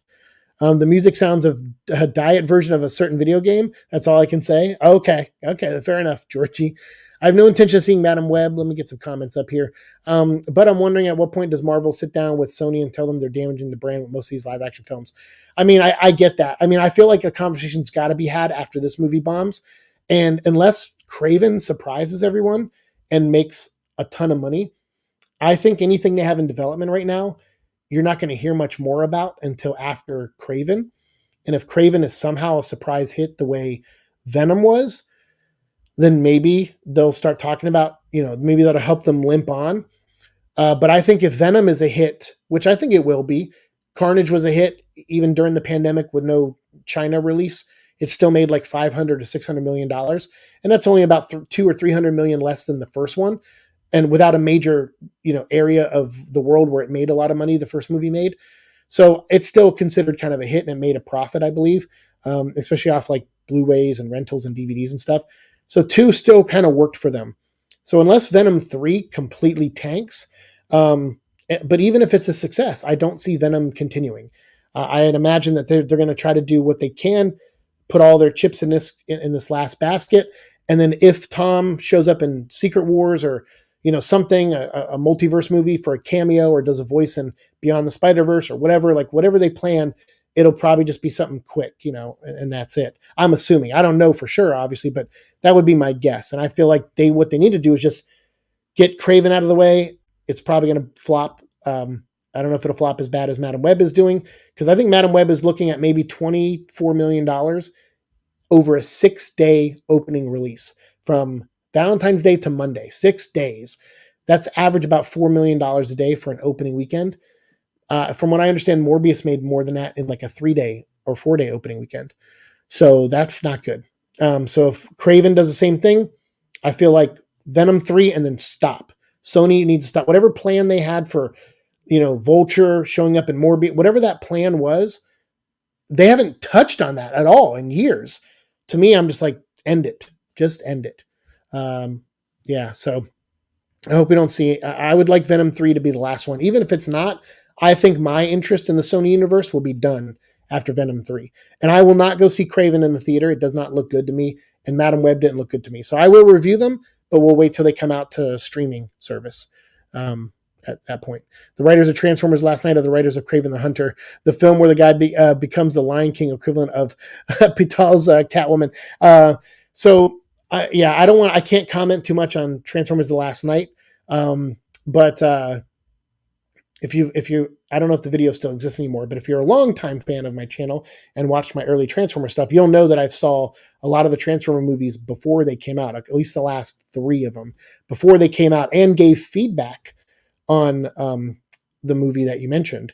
And the feedback I gave was like writing 101. Like it was literally like I felt like I was teaching a class on how to set up and pay off something that happened in the movie. I was like, you set this up and it has no payoff. And then you set this up and it has no payoff. And they ended up changing some of those things I suggested in the movie. And not that it made the movie better to an extent, but it definitely wasn't as bad as the version that you probably would have seen. And so I don't know if they solely listened to my suggestion, but that was my idea. And I saw the final cut of the movie and was like, wow, that's different than the one I saw. And that's the idea I suggested. So so for me, for professionally paid writers and me to go in as like a fan, and I'm a writer too, and I'm not professional on their level for sure. I don't get paid, a lot of money to do that stuff, but I'm working my way towards that. And I get like projects to do sometimes under the radar. And so for me to go in and basically teach writing should be embarrassing. So anytime those guys' names on a project, I immediately cringe. And that's why Craven, I'm like, yeah, I can't imagine that that's going to be a good movie because of that, because of the writing. And hopefully the director finds a way to elevate that script and the performance is good. If that's the case, then I'll at least like something about the movie, but I don't have any faith on the writing. Sony tried to claim Morbius was a big hit. Yeah, I heard. Yeah, just no accountability. They're just oblivious, I think. And they have to try to appease investors and stuff. And, no one wants to admit when they fail. And that's a shame because like the one thing I give Universal is when they failed with the Mummy remake, what they're trying to build the Dark Universe, they were like, all right, we're done. We're not doing this. We're going to now make it part of our theme park in Orlando, the epic theme park universe or whatever. So they're like, yeah, all those designs we did for the characters, we're just going to recycle them and put them in the theme park. And we're going to build the Dark Universe as an attraction at a theme park. And that's great. Do it that way. But they accepted loss. And Sony won't. They're stubborn. And it's because Spider-Verse, those are massive successes, and Venom's are. Those two movies were successes. So they're limping. They're using those successes to fund garbage. And it's what a waste of money it is. It's just a waste of money and people's time. Like I said earlier, Venom Island is a waste of trees, but hiring a director and a writer for Morbius is a waste of time. Hiring a cast and writers for Madam Web is a waste of time. And it was an interesting concept. I will give him that. Like a time travel or, clairvoyant protect, Peter Parker and save, these girls because they're important to the future. They're going to be superheroes. That's great. But a Slingers movie would have been 10 times better than a Madam Web movie. And you could have had 4 teenagers be superheroes and you could have put Madam Web in there to be the one who puts them together. And that would have been a better movie than what this is. And you could have had real characters in it. And no one would have went in with a ton of expectations because like these characters, no one knows a lot about the Slingers, but the Slingers are visually way more interesting, but you would have to put them in the costumes way more than 5 seconds of the movie. So, and I don't see Sony doing that. But that's the movie I want to make in the Sony shared universe. I want to write the Slingers. I would rock the living hell out of that movie. Sorry, I'm trying to bite my tongue. But yeah, Tevye, for sure. It sounds like no passion or soul in this movie. No, there isn't any. And you don't have to. Sometimes movies can just be jobs to you. That's fine. But it's also your name on it. So you should want to care a little bit, I feel. And I know sometimes you try to care and you meet an executive or a producer or someone who shoots you down and, doesn't let you have a voice, whatever. I know that happens. You have to pick your battles, but it's just like, it's a real shame because these movies are coming out and they're just hot garbage. And there are fans of some of these characters and those fans deserve better. And then the mass audience, they deserve to have a movie they actually want to go see. Like, I mean, Blade was, you could easily mess up a Blade movie. Heck, Marvel's doing it right now by doing like the 5th or 6th rewrite of Blade. That movie still hasn't come out yet, and it was announced like 6 years ago. So it's easy to mess these movies up. But if you put a little bit of passion into them and have a little fun at the same time and hire actors that want to commit, I just didn't see a lot of commitment from the trailer from the actresses in this movie. But again, I have to see the movie to know. It's hard to tell sometimes from a trailer. So I'll give a review of it when it comes out on digital. But yeah, I'm not blown away. Ezekiel, yeah, and like I said, I mentioned him earlier. I heard they had to redub all of his lines, and that's terrible. Yeah, for sure. The Craven is going to be a train wreck. I think it is. I like that actor, but I don't know. I don't see it. And Craven's my favorite Spider-Man villain, and that movie doesn't look very good to me. We only see their costume in the beginning and the end of the movie. That's about it. Yeah, that's terrible. Georgie says the thing about Craven is that it looks goofy, but at least I can laugh and enjoy it. See, but I don't want to laugh and enjoy stuff like that anymore. It insults my intelligence. I feel, I know there are people that like to watch things that are so bad they're good, but then make it a B movie. If you made Craven like a $10 million B movie or B action movie with like Black Dynamite level humor in it or something, yeah, that's an interesting take. I'd probably watch that. But and I'd laugh at it and whatever, but they're in on the joke. This looks like them trying to be serious, and it's bad. It's like I said, it's insulting. I'm not gonna, $20 is more money nowadays. So do I go see a movie that I know I'm not gonna like, when I can wait for it to come out on a streaming platform that I already pay for anyway? So it's not costing me extra to watch it. It's just time. I'll give something my time, but I'm not going to give everything my money. That's for sure. But yeah, Tev, yeah, I agree with you.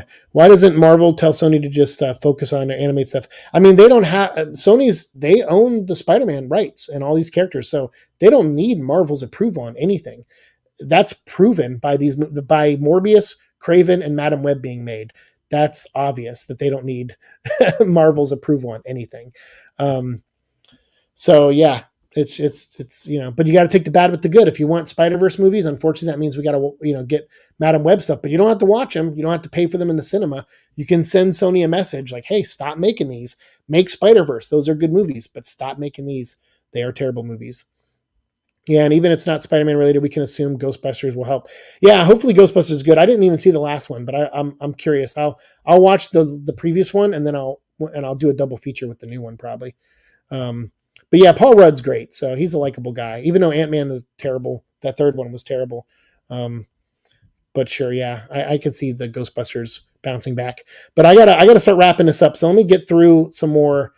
Let me get some. Hold on, banners. Here we go. Let's get some more codes out there. Boom. I'm gonna fly through some of these codes. We got the Hulk comic books. Hulk number 1 and 2. And number 3. This is the current run of the Hulk. Which has been really good. It's more of like a monsters supernatural take on the Hulk, kind of like Immortal Hulk was, and it's kind of building off that a little bit, but going in a more of a monster direction where he's meeting Blade, he's meeting Man-Thing, he's meeting some of these other characters in Marvel. The Hulk is, and Banner is not really around that much, so check it out. Those are the first 3 issues. I'm going to leave that up for a few seconds. I'm going to read a few more comments, and then I'm going to switch to, we're going to give out codes 4 and 5 for issues 4 and 5, and for 6 and 7. So anybody wants all of these, start putting those codes in right now. Go to marvel.com/redeem, whether you're watching now or later. And if you get them any now, put them in the comments. I don't think people would care about a Slingers movie. I would make them care, because I would write one that is unique, and I would hopefully find a director that could make it pop. But the problem is under Sony's umbrella, it could never happen. Like, no one would care about Slingers under a Sony banner, because at some point, someone there will make a decision that will ruin a lot of things, probably. But also, it just doesn't seem like it's a good collaborative environment. It's like, you don't want to blame just one person or a couple people. It's like, it's a collaborative environment, but it doesn't seem collaborative over there at Sony. Like, they make deals over emails sometimes. Like, oh, I want to do this. Like that last Ghostbusters movie, the one with the 4 female Ghostbusters, that was done over email. And it's like, how lame. Like, how lame. It's like, you don't even want to go and sit in a room together and see someone's passion. I think they eventually did that, but just, I don't know. It just seemed like, oh, hey, I have an idea for Ghostbusters. Oh, let's do this. And then, yeah, whatever. I don't know. Clearly their method over there doesn't really work most of the time. I don't think I felt big of a hatred for Sony since 2019, or heck, 2014 to 2017 days. Yeah, I mean, it's tough. It's I don't know. It's tough. I don't mind Sony overall. I mean, it's a company, it's like, it's like companies are meant to be soulless to an extent. You just hope that there's enough people that work in those companies that will either have a passion for something or see that you do and feel it's a worthy enough or strong enough passion to roll the dice on a project. And if it makes money, great, everybody wins. If it doesn't, then maybe you just don't work with that person again because it's a business and that's how it happens sometimes. But Sony just seems to just, oh, you wrote this for us, now you can write this for us. Yeah, but that last one sucked. Yeah, but that's okay. You're going to write this one now. And it's like, I don't know. I believe in second chances, but I don't believe in third, fourth, fifth, and sixth, and seventh, and eighth, and ninth chances. So that's probably why I don't work at Sony anymore. Maybe Marvel should pull the plug with Blade.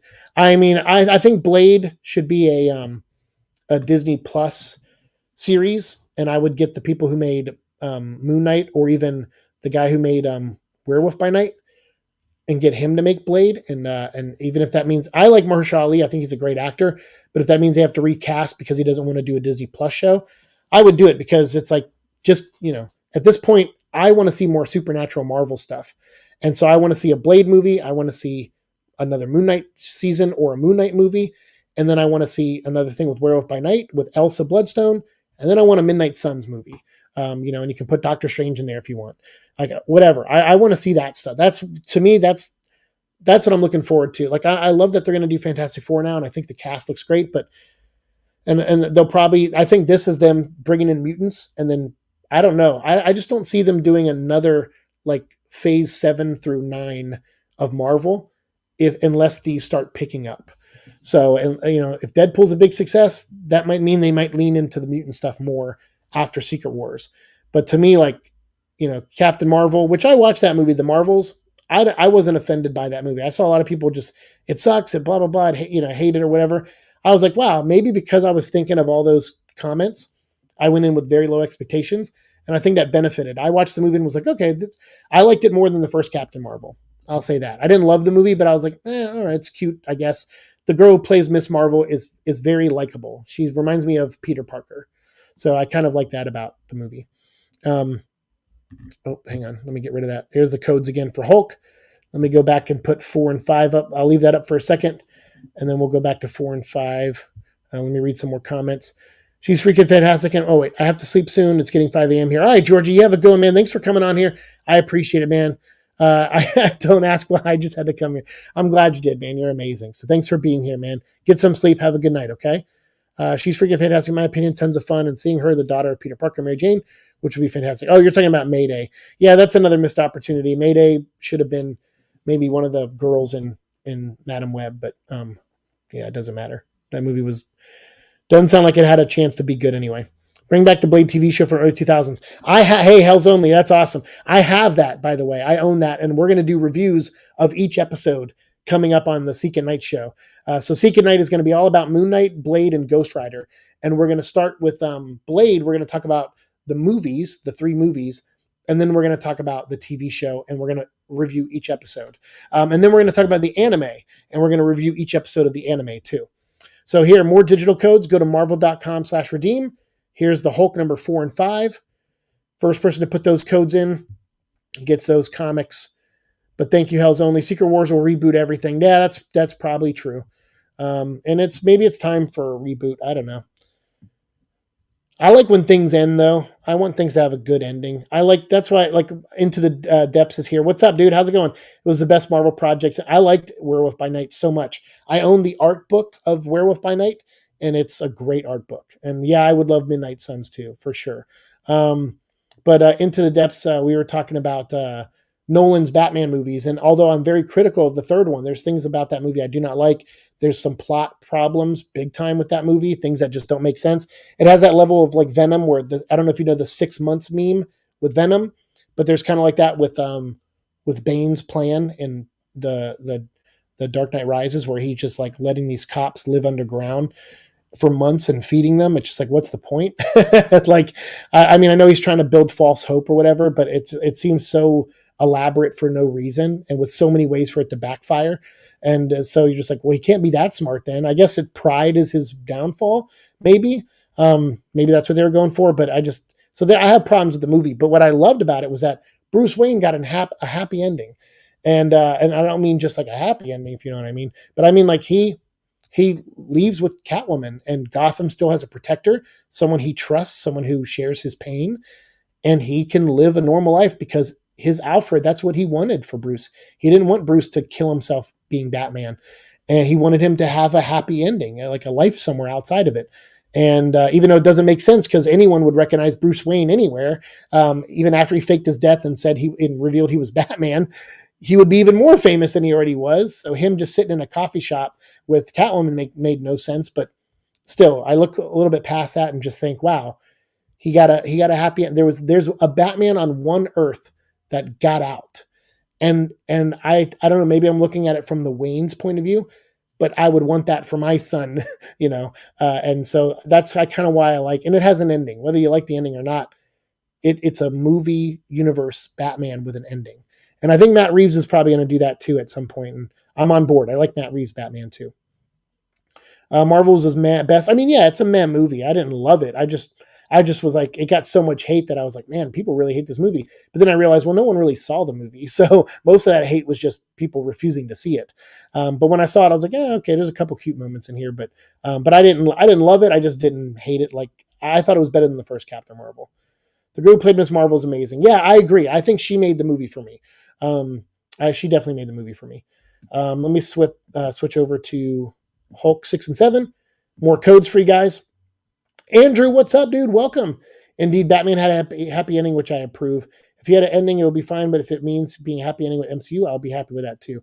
Nice. Only Doom can save us. Dude, kneel before Doom. Dr. Doom is my favorite comic book villain of all time. So I would love to see Dr. Doom. And that's why when I saw the Fantastic Four cast, and I was like, oh, I like the cast. Now I want to see who's playing Dr. Doom. So yeah, for sure. Into the Depths, Galactus will be in it. Oh, is Galactus in?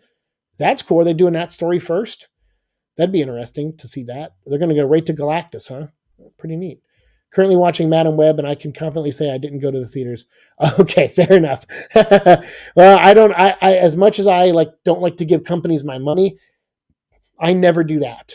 I will never watch something or read something that I didn't pay for.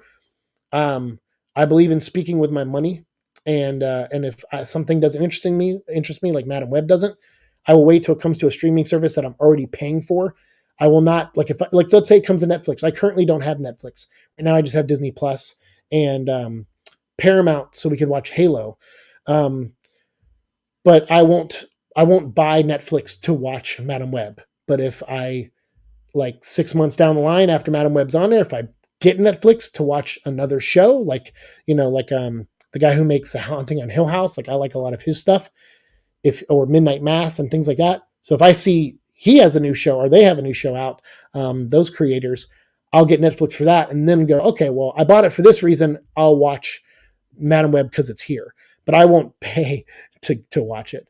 That's how. So I prefer that. But I'm one of those, if I don't spend money on it, I won't indulge. I just don't. Because as someone who's made comics and written stuff, I wouldn't want people to watch my stuff for free if they can help it. I'd like them to support it. Not that it's a perfect world. I know I'm not going to get that all the time, but it would be nice if people paid for it and enjoyed it.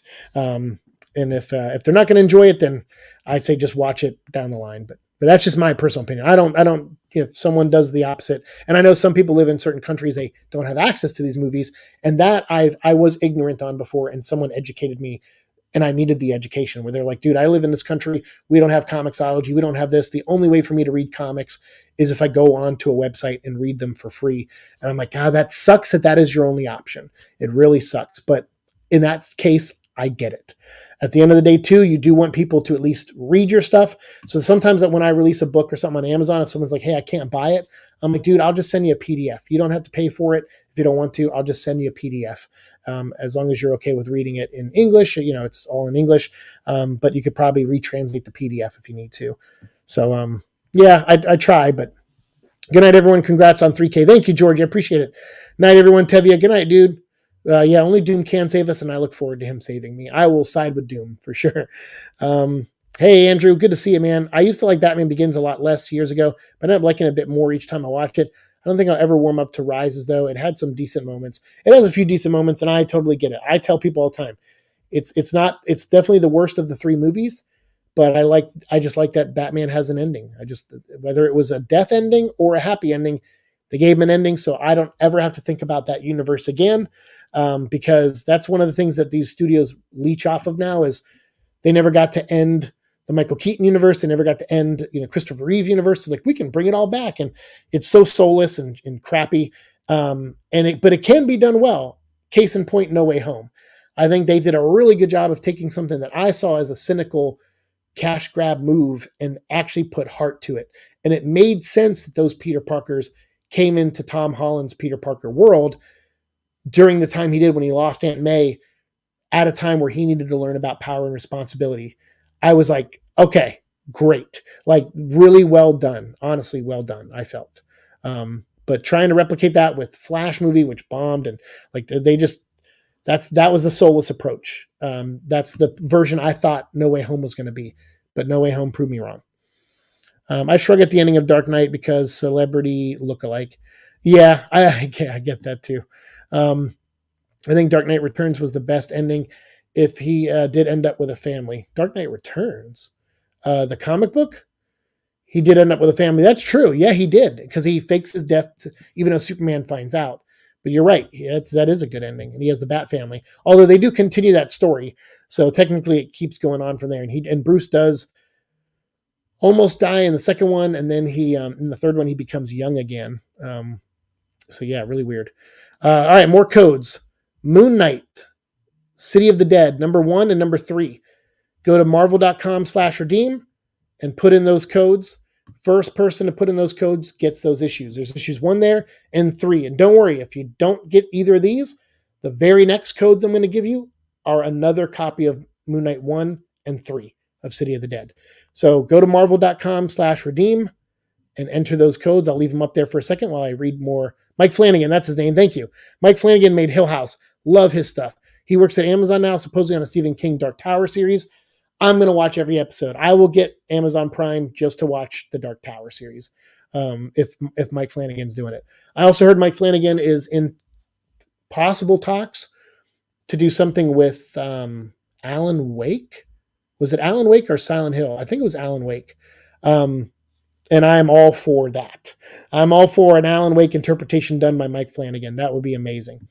That's why Netflix canceled the Midnight Club, because he signed on to deal with Netflix. Oh, so he was going to do a Midnight. Okay, gotcha. I didn't know about Midnight Club. That's the first I'm hearing of that. So, okay. I mean, hey, that's cool. Wherever he goes that he wants to be, I'm going to follow that guy. That's a shame for Netflix canceling it, because he's a talented dude. I love every show he's made for Netflix, and in other words, and outside of Netflix too. Everything he's done. Hell's Only says, if anything somewhere came up with the same idea I came up with, decided to make Fantastic Four a 60s movie, which is the best way. So literally making them the first family of Marvel.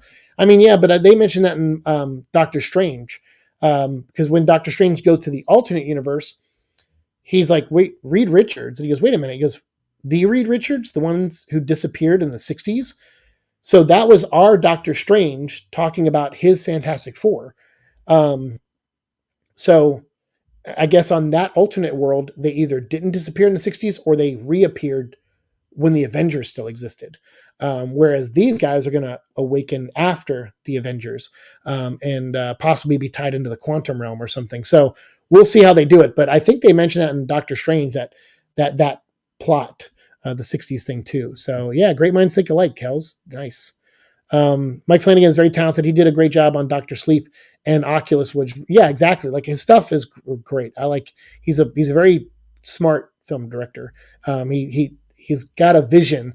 And what I liked about Hill House was that he would put things in the background that were there that if you saw them would freak you out. You'd be like, what the? And you'd go back and go, wait, did I see something?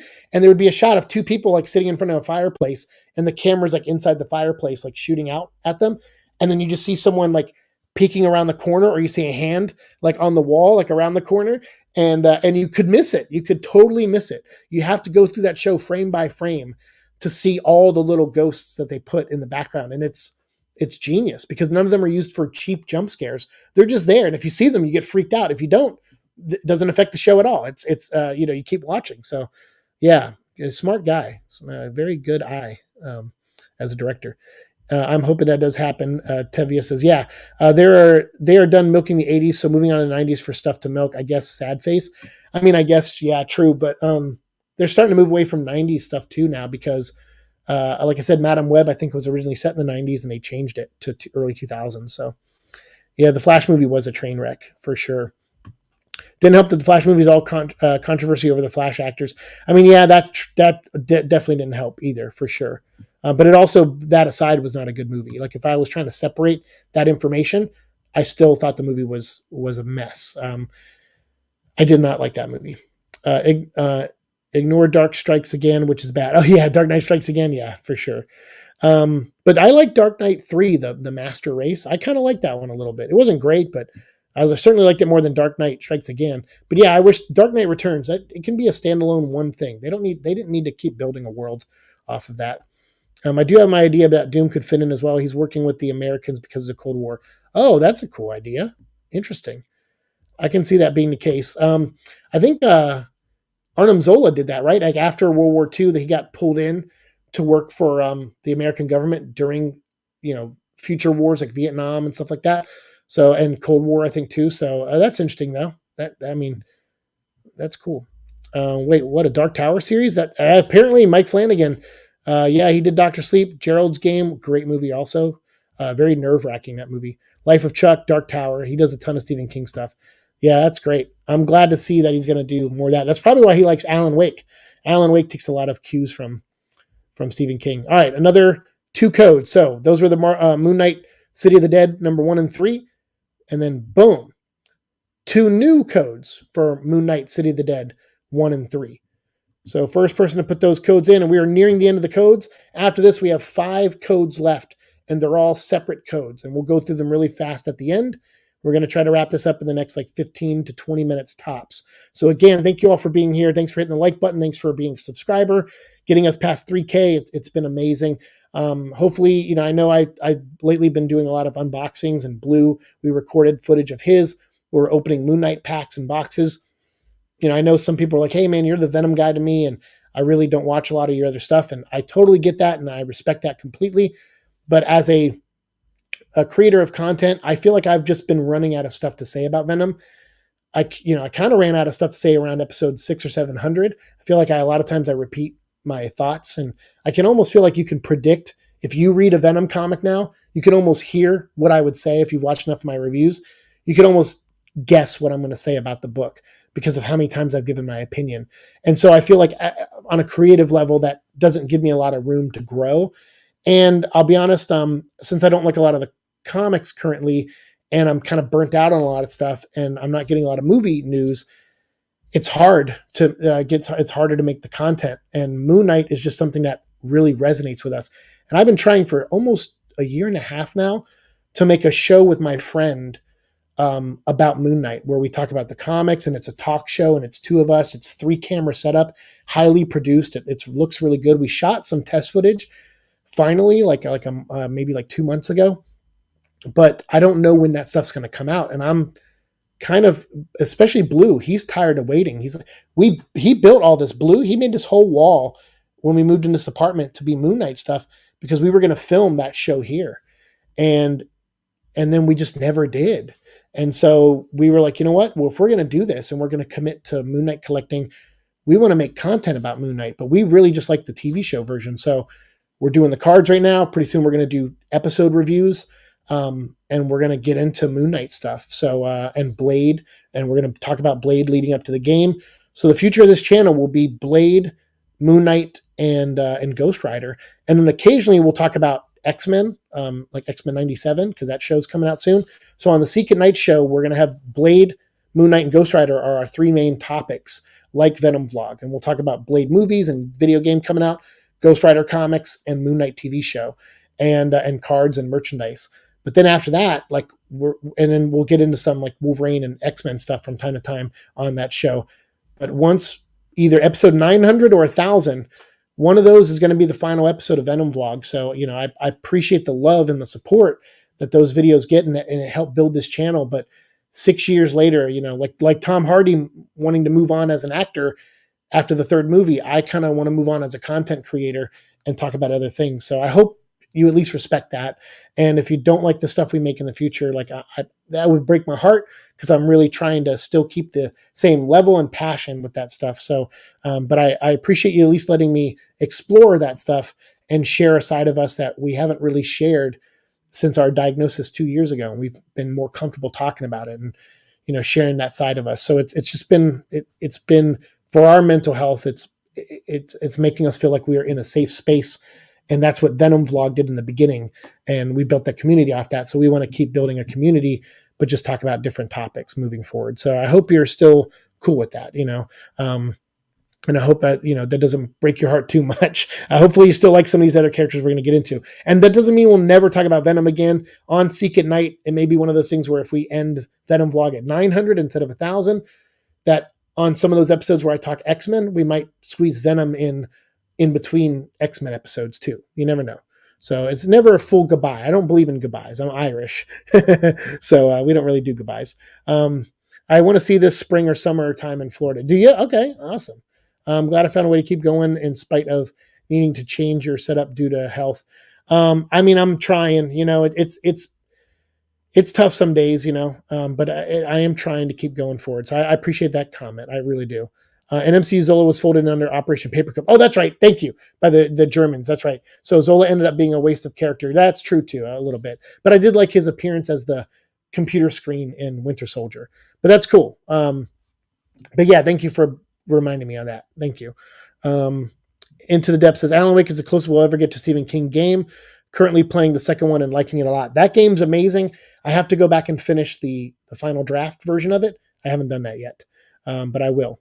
But thank you, Tevya. I am glad. Thanks for understanding. And yeah, and I'm going to keep going. I want to keep making content. I mean, it's been 10 years and we got 3K subscribers. So we're doing something right, but we changed. I mean, when I was a Transformer review, then a Star Wars toy review, then just toy review channel, Lego review channel. I made stop motion videos. Like I made so much different types of content. And I think because of that is why we kept growing. So Venom is just the thing we stuck with the longest. And I'm glad we did, because it showed that I can commit to something and have a longevity to it. But now I want to, dance with other people, I guess, other characters, because I have a lot to say about Moon Knight and Blade and Ghost Rider. So, but yeah, you want to see me spring this summertime or in Florida? Spring what now? I'm sorry. Maybe I missed something. Get doomed by his powers by cosmic gamma rays, and he wears the armor sustain the power. Oh, that's cool too. I like Doom when he knows magic, though. One of my favorite Doom stories is when he goes and recruits Doctor Strange and says, look, we're going to hell to get my mom's soul back. And from that comic onward, I'm pretty sure that Doom was my favorite character in all of comics. So his casting better be spot on for me. I'm going to be very critical.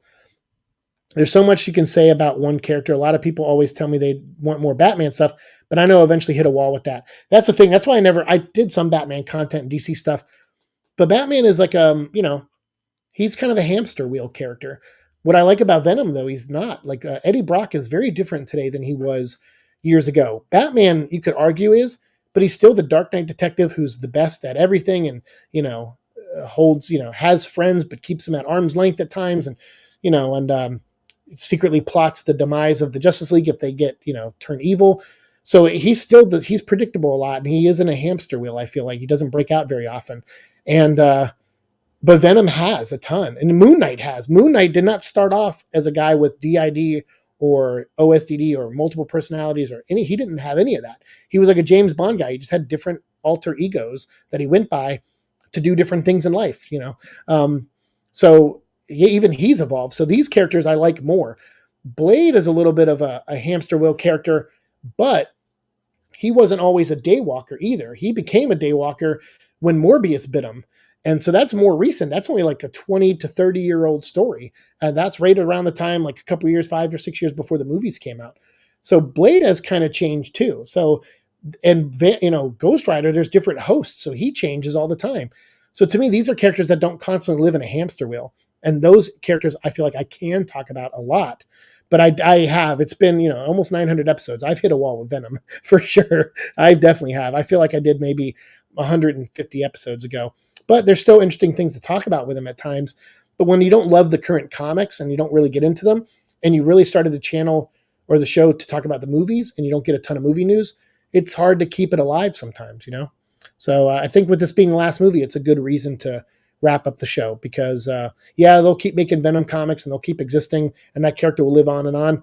But, I've said everything I need to say about the character, I feel. You guys know how I feel about him. And I appreciate you being here for the ride, man. Seek, you're the reason why I gave Moon Knight another chance. Well, that's very kind. Well, I hope you end up liking Moon Knight. And speaking of Moon Knight, boom, here's another City of the Dead #1 code. So if you didn't get a chance earlier, there's another issue of #1. I have one more to give out. And then the last 3 codes we're going to give out is Vengeance of Moon Knight #1. I have 3 copies of it. And we're going to give those out really rapid right at the end. So get ready. So I have that code up, and in about a minute or so, I'll change it. Hells Only says he combines sorcery with cosmic powers. Exactly. I like that he has both. So I hate, like in the last movies of Fantastic Four, he didn't really delve into the supernatural sorcery stuff that much. And I wanted more of that. So I don't like a Doom that picks one or the other. I need him to be both. You know what I'm saying? So your idea works. I like him having the cosmic thing and gamma thing, and then him knowing the supernatural stuff later would be cool. Thus mastering the world's magic arts of Molecule Man. Yeah, I like the Time Runs Out story. I actually thought that was cool. Batman is a hamster wheel, but that's why I like Earth 1 so much, because it actually changed the formula. Yeah, that's why I like the Batman, the cartoon, because even though the animated series in the 90s was amazing, and I didn't really feel like he was in much of a hamster wheel till like maybe the Unlimited stuff a little bit. But I still liked them. I still like Kevin Conroy. But the Batman was such a departure, and his villains were completely redesigned. It felt like discovering Batman for the first time again. And he was young, and you didn't know where his future was going to go. He relied a lot more on tech because he was an early 2000s young man when cell phones were big and tech was growing and at the tech boom, So to me, I was like, that's a great take on Batman because he's not the smartest guy. He's relies a lot on his tech and his gear, and he needs that to get him through, to solve problems. And I like that. I thought that was it's a different take on Batman. It worked. The Daywalker version of Blade was first shown, I think, in animated Spider-Man in the 90s. I thought the Daywalker thing was always a thing. So interesting. Yeah, no, Blade wasn't always a Daywalker as far as I know. I did not buy the omnibus. I wanted to, though. We spent more money on Moon Knight cards, obviously. But they released an omnibus of Blade where they reprinted his early years in the Tomb of Dracula comics. So maybe I'll have to visit that at some point when I have the money.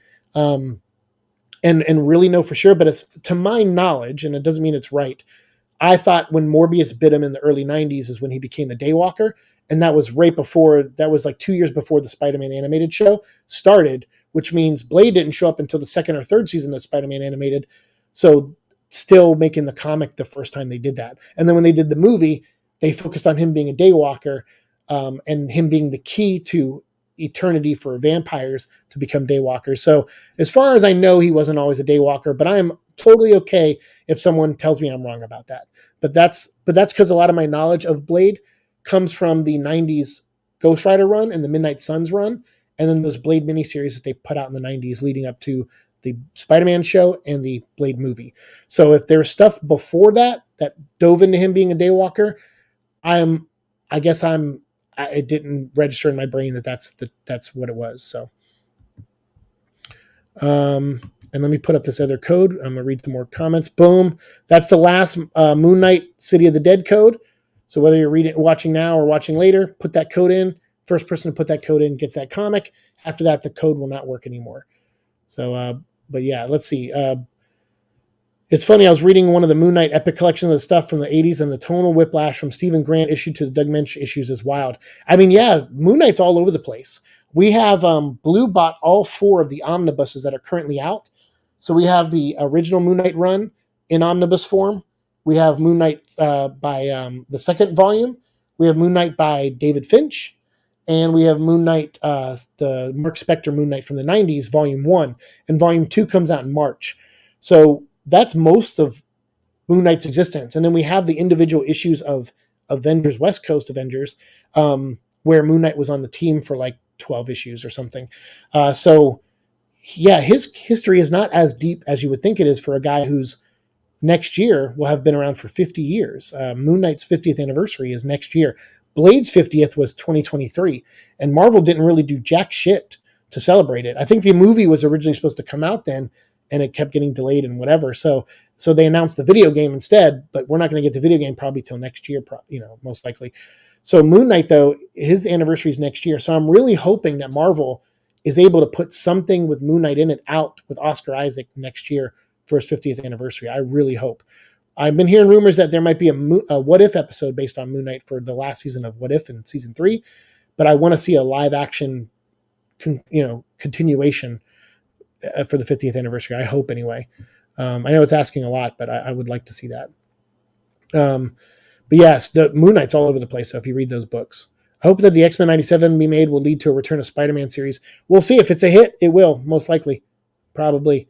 You go from him fighting a guy who thinks he's Bluebeard the pirate to battling satanic cult, trying to sacrifice werewolf by the night. I mean, I know it's all over the place for sure. But I kind of get into that though a little bit. Question: do you believe this Fantastic movie is going to be better than the last ones? Sure. I mean, I don't know how it couldn't be. I don't mind the Michael Chiklis thing one, Chris Evans, Human Torch. I don't mind those movies. They're fine for the times they came out in. I really like their take on Silver Surfer, making him like the liquid metal thing. I don't mind those movies. I will watch those movies if I get bored, for sure. I'll go back to those movies. But the one that came out 10 years ago in 2015, no way. And then the one that was in the 90s that they made just to keep the rights to it, I've watched that, I think, twice in like the last 13 years. I will not watch that again either. So yeah, I don't know. Of course, I think it's going to be better. I don't know how it couldn't be. It's got a good cast. I think Pedro Pascal is a good choice for Reed because Reed, that's a hard character to pin down because he's like Sheldon Cooper, meets Tony Stark. Like he's snarky, not really snarky. I guess that's bad. He's in his own world, right? So like he cares about his family. He has a heart. There's a human being inside of him, of course, like Tony Stark. But his genius is just genius. So he's constantly talking in his own language to himself. And hence why there's a council of multiverse versions of Reed Richards. He almost borderlines egotistical and narcissistic, but he's not. He's a good person in most universes, not in the Ultimate Universe where he was the maker, but he's an interesting character. But so you have to get someone who's likable, and Pedro Pascal is a very likable guy. So having him play Reed is, I think, great. And I always felt Reed was the character, if you're gonna, because I know it's modern day, you want to see many actors. You don't want to just see white actors for some of these roles. You want to see anyone who you think would do a good job. Reed was one of those characters that I always thought they could have race bent. Like Michael B. Jordan, I think he played Human Torch in the last movie.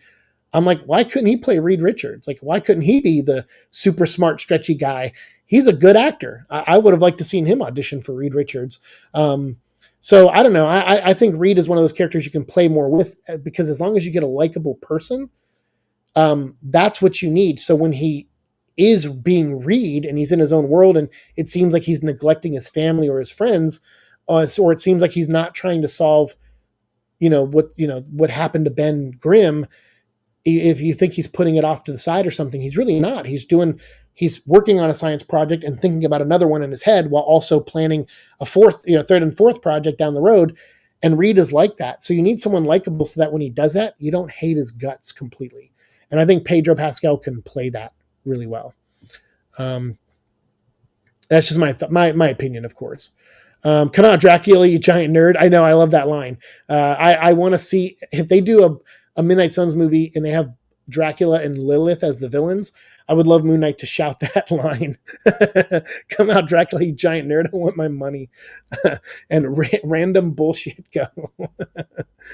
I thought Blade was Daywalker because of the movies. No, he was a Daywalker before the movies in the comic books. Pretty sure. You go from him fighting a guy who thinks he's... Oh, yeah, I talked about that. Questions. Do you believe this... Oh, yeah, we talked about that. Sadly, Peter Parker is a hamster wheel character. He is. He doesn't have to be, but he is. He is. And that's why the Ultimate Spider-Man book is going to outsell Amazing Spider-Man moving forward because people want to see Peter Parker grow. People are tired of seeing... If you're going to have Miles Morales, there's your teenage Spider-Man. There's your young kid Spider-Man you can tell young kid stories with and all that stuff. Peter needs to be in his mid to late 30s. And he needs to have a family, and he needs to deal with the world and see the world through that eyes. He's all about responsibility, and there's very few things more responsible than being a parent. And Peter has had some. It's like Superman. when Superman became a parent in the comics, I loved it because Superman has the two best dads and the best moms in all of comics. Jor-El and Pa Kent and Ma Kent and Lana or Laura, like they're amazing parents.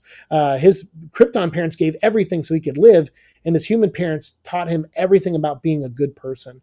He is so lucky. So making him a dad has got to be tough for him because he has big shoes to fill, and he's Superman, and he's got to fill big dad shoes, in my opinion. Peter Parker's like that. He has to fill big, positive male role model shoes and female role model shoes. Like he had Aunt May, who was amazing, and Uncle Ben, who was amazing, and parents who died, to protect him. So Peter is another one where I'm like, you can make him a father in the current Marvel universe, not an alternate reality, and the book will do just fine as long as you hire writers that know how to write that stuff, like Pete Tomasi did with Superman and Jonathan Kent and Lois. So to me, Marvel is just shitting the bed when it comes to Spider-Man stories. And I love Zeb Wells. I think he's a great writer, and not everything he's doing in the current book is hot garbage, but enough of it's hot garbage for me I'm done reading it. I will support Ultimate Spider-Man with all my money, but I'm really pissed that I have to read a Spider-Man like this in the Ultimate Universe and not in the main universe. I'm really pissed about that. Marvel needs to get their heads out of their butts when it comes to that. One More Day was the worst thing to happen to Spider-Man, more than the Clone Saga. I agree, but I thought Nick Spencer tackled that very well, and I loved Nick Spencer's wrap-up where he undid all those effects of that story without retconning anything. So, because I didn't want him to create another One More Day to erase that One More Day. So I thought he did it in a great way. And he got rid of the Norman Osborn hooking up with Gwen Stacy thing. He retconned all that stuff while it's still feeling like it happened to some of those characters, but still undoing the gross stuff that happened. So yeah, I'm with you, but I like that because that happened. We got Nick Spencer's run and it fixed it. But unfortunately, we now have Zeb Wells' run, which is just atrocious.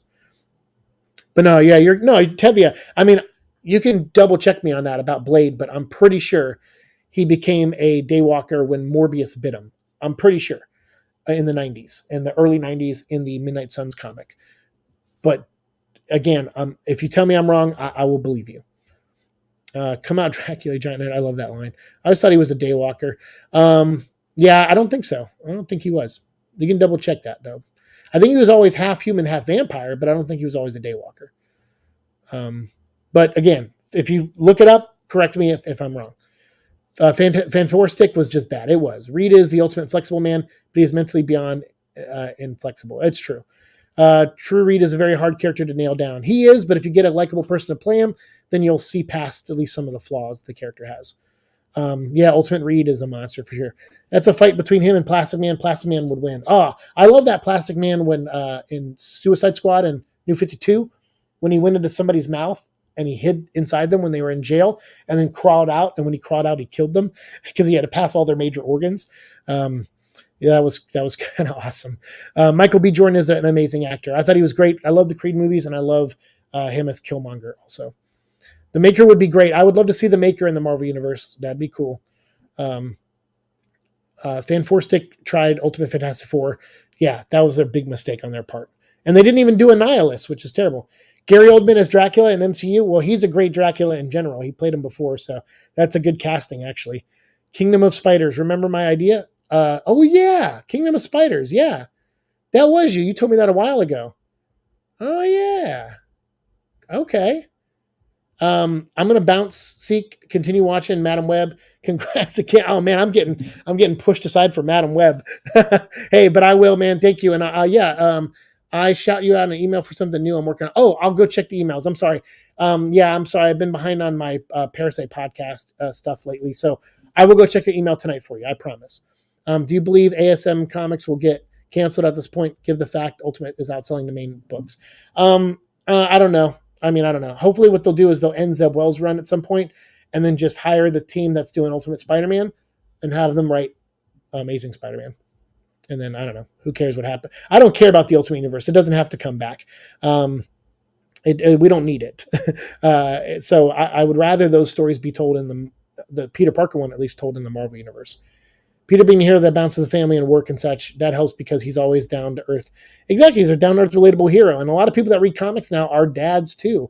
They were kids when they were reading growing up, and now they're fathers.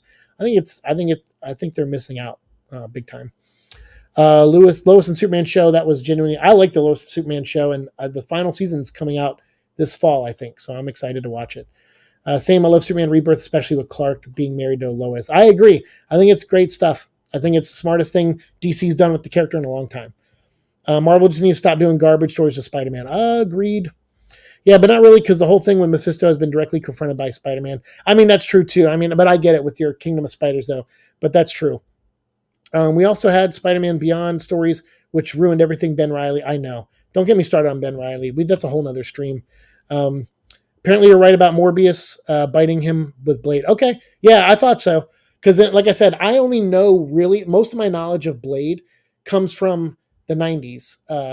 We have every issue of Ghost Rider, every issue of Midnight Suns, every issue of Night Stalkers, Darkhold, Morbius, Doctor Strange that came out during that time, Blade, any miniseries he's had. All that stuff is the only major exposure I have to those characters is from then onward. So I've read some of the old Blade stories where he has like the fro and the green jacket and stuff, but in my knowledge of or remembering of the reading those books, I don't remember them ever mentioning him being a daywalker. I think they mentioned him being half vampire, half human, but I don't think they ever mentioned him being a daywalker, and it's because, to my knowledge, it came from a bite from Morbius. And since Morbius is a different type of vampire, a scientifically made one, that somehow with Blade's unique DNA enhanced him in a way to where he can walk during the daytime. So that was my memory of it. It doesn't mean it's right, but that's just how I remembered it. But yeah, so let's see. I got 3 more Moon Knight codes. We ran a little bit over tonight, but that's okay. Boom, here's Vengeance of Moon Knight. Go to marvel.com/redeem. This is code number 27 we're giving out tonight. First person to put that code in gets it. And don't worry, if you miss out on it right now, I'm going to give out 2 more codes right after this back to back. Let me just catch up on the comments so that I'll feel good about saying goodbye to you guys. I don't always, there's sometimes I can't read every comment, and I know I missed a couple tonight, but I try to catch up as fast as I can before I end the stream because I'm thankful. I'm thankful for the amount of subscribers we have, for you all spending time with me tonight. It means a lot. But Cam says, according to Google, Blade became a daywalker in the comics in 1998. Okay. Oh, okay. So was that was after the animated series then? See, that I could be wrong on. Absolutely. So 1998, because I have those runs, but I thought it happened sooner. I mean, I know Midnight Suns didn't happen until like the mid-90s. So maybe it's possible. I thought it happened, 98. So what would that have been? Siege of Darkness? Because I could be confusing Midnight Suns with Siege of Darkness. Those did come out a couple years apart from each other. I think 97-ish. Maybe some of the issues came out in 98 of Siege of Darkness. Because 98 is also when the Ghost Rider series ended. So that would have been a Blade miniseries that came out along with the movie. Interesting. You gave me something to think about. Well, before I make the episode on Blade, I will do a little bit more research on that because I don't want to be wrong in that episode. So I appreciate you guys fact checking me on that one. Because I don't want to get that wrong. But I thought it was a bite from Morbius. I thought it happened sooner than 98, but because I thought it happened before the Spider-Man cartoon. But yeah, so maybe you're right, Tevya. Maybe they did it in the cartoon too, and that was before the comic book. Morbius should be presented as an artificial vampire given how he got his powers, and so a natural enemy of Dracula. I agree, because Morbius cannot be controlled by the Count. Yeah, and that's why I liked Morbius in Midnight Suns video game, because he kind of was. He was like this, he's like, I'm scientifically made. I'm not like one of these vampires. So I kind of liked his involvement in that. Looking back, ever since the Clone Saga, which really started the return of parents who turned out to be synthetic Spider-Man, has been constant cluster. Yeah, I agree. Spider-Man's books have been all over the place. I think Daredevil has had the most consistently good written stories in comic books. Fantastic Four had a really good run for a long time, but then it hit some bumps. But Daredevil, to me, I can think of a couple Daredevil stories I don't like, but they didn't last very long.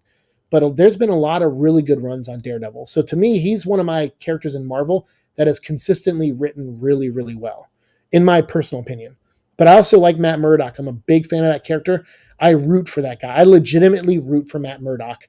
and he disappoints me all the time because he is one of those guys who wins and loses at the same time. It's like white men can't jump in that movie. That the lesson that Woody Harrelson learns is sometimes when you win, you lose, and sometimes when you lose, you win. That's Matt Murdock to me to a T. Stay amazing. Hey, thank you, Andrew. That's okay, man. I don't make every video, but I'm always open and same. And I appreciate the emails. Thanks for staying in touch with me, man. And I will, for those of you, and including Andrew, if you guys sent me emails recently, I will catch up on them tonight. I promise you. This was great. Looking forward to the new content. Keep killing it. Thank you, Brandy. Thanks for hanging out with us. I got another Marvel code right there. That was code 28 before. This is code 29. And then we have one more code to give after this. So again, just checking the comments. Thank you, guys. If you have to go, I understand we're going to be wrapping up the next few minutes. So thank you, thank you. Speaking of Blade, that reminds me, apparently we are getting a big vampire event for Marvel this year. Yes, Blood Hunt. I will be buying the books, and I will be reviewing them on Seek at Night for sure. I won't be buying every tie-in, though, because there's a ton of miniseries, one-shots, and crossovers that are going to be happening with Blood Hunt. I don't really need to see that, stuff like Dark Web and Blackest Night and all that. Not Blackest Night, King in Black. Those have showed me that you do not have to follow every tie-in because it's mainly just a Marvel character versus a symbiote, whatever. This is a Marvel character versus a vampire. So yeah, I don't need to see all that. Give me 1 second.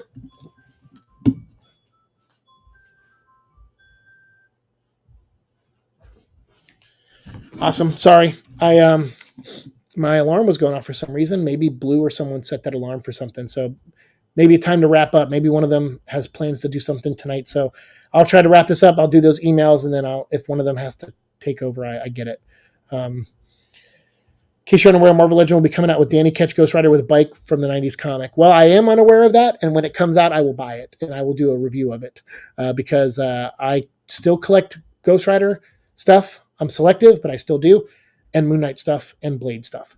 So those will be stuff. If we do any toy reviews in the future, like our Lego Ghost Rider review we did with the light kit and stuff, we will continue to do those at least. So if you're a fan of our toy reviews and discussions, they're not going anywhere. They're just going to be spread out, and they're only going to focus mainly on those characters, although I will have some X-Men toy reviews coming up for the new show.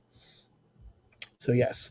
So thanks for telling me about that. I am excited for that. I will buy it. Ed Brubaker and DC made a huge mistake not giving him a longer stint with Batman. Oh, I agree. I liked his run on Batman.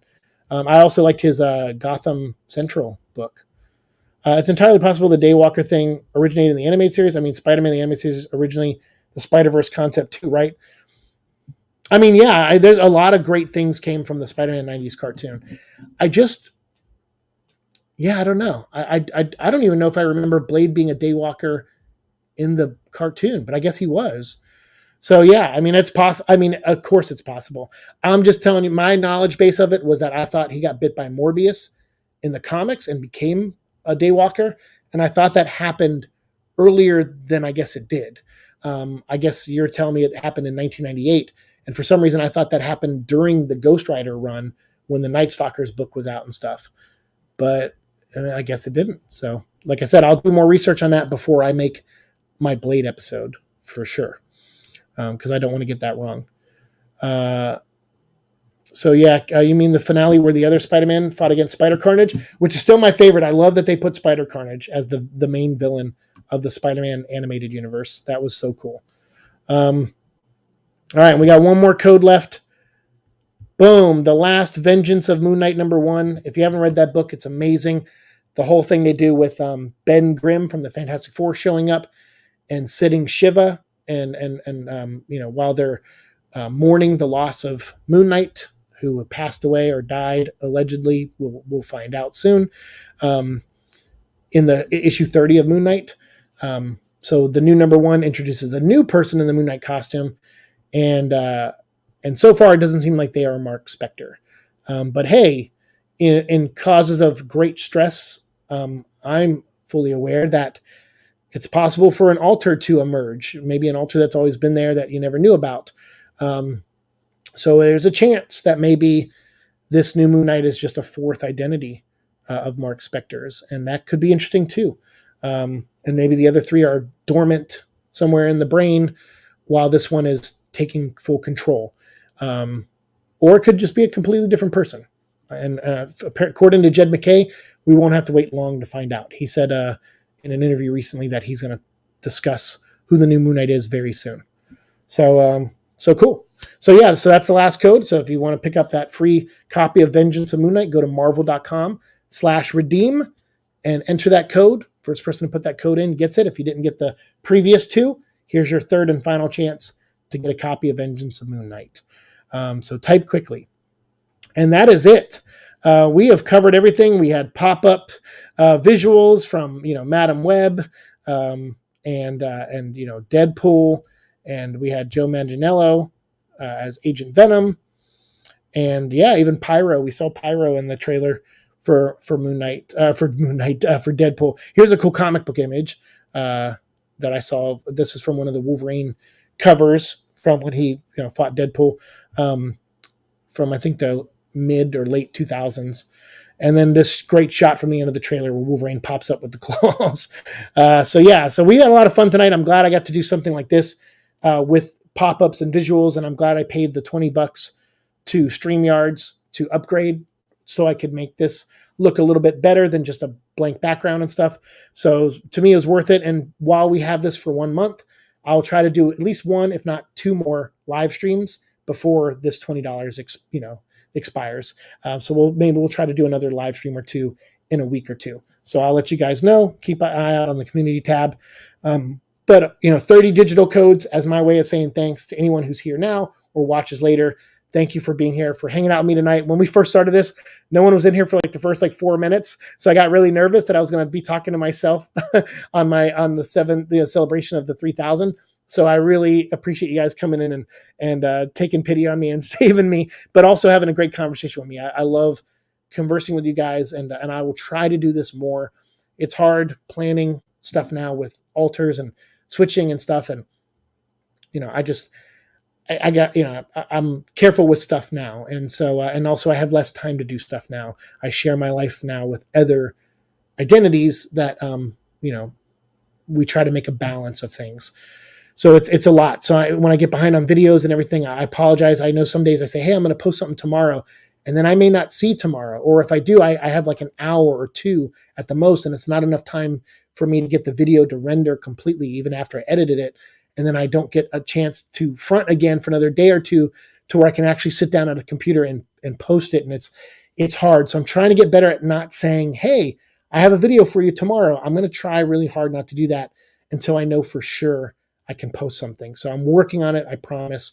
But if I ever feel like I let you down, let me know if I do let you down, and I will at least try to come on here and try to do a live stream this month while we have this, upgraded membership.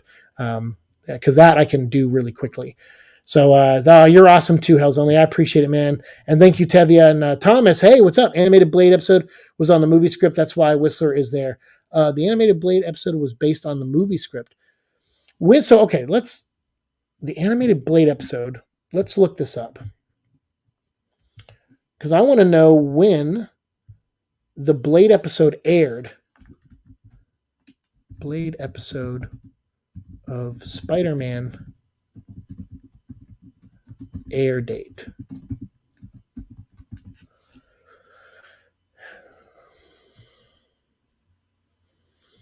Okay, not Ultimate Spider-Man. Episode of Spider-Man animated, I guess. So the Blade episode aired in February 3rd, 1996.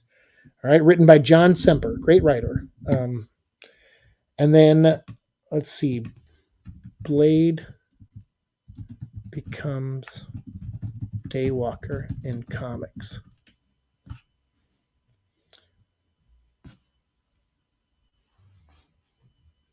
Is Blade a Daywalker in the comics? Yes, he is now, but hold on. Blade's powers explained from Marvel's website. Let's see what Marvel says.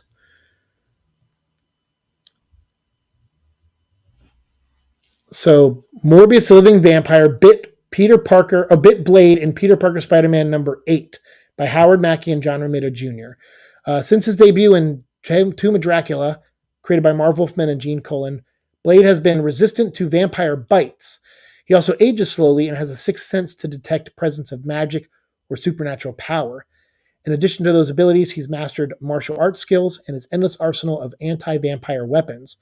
Blade gained several new powers and weaknesses after Morbius bit him in 1998 in the Amazing Spider-Man, or Peter Parker Spider-Man #8. So that was in the rebooted Peter Parker by Howard Mackie. That's the same run where Anne Weying died, actually, for you Venom fans. So that did happen later. So that did not happen. So, because I have that book, because I have a lot of Blade appearances too. And now I can think of that cover.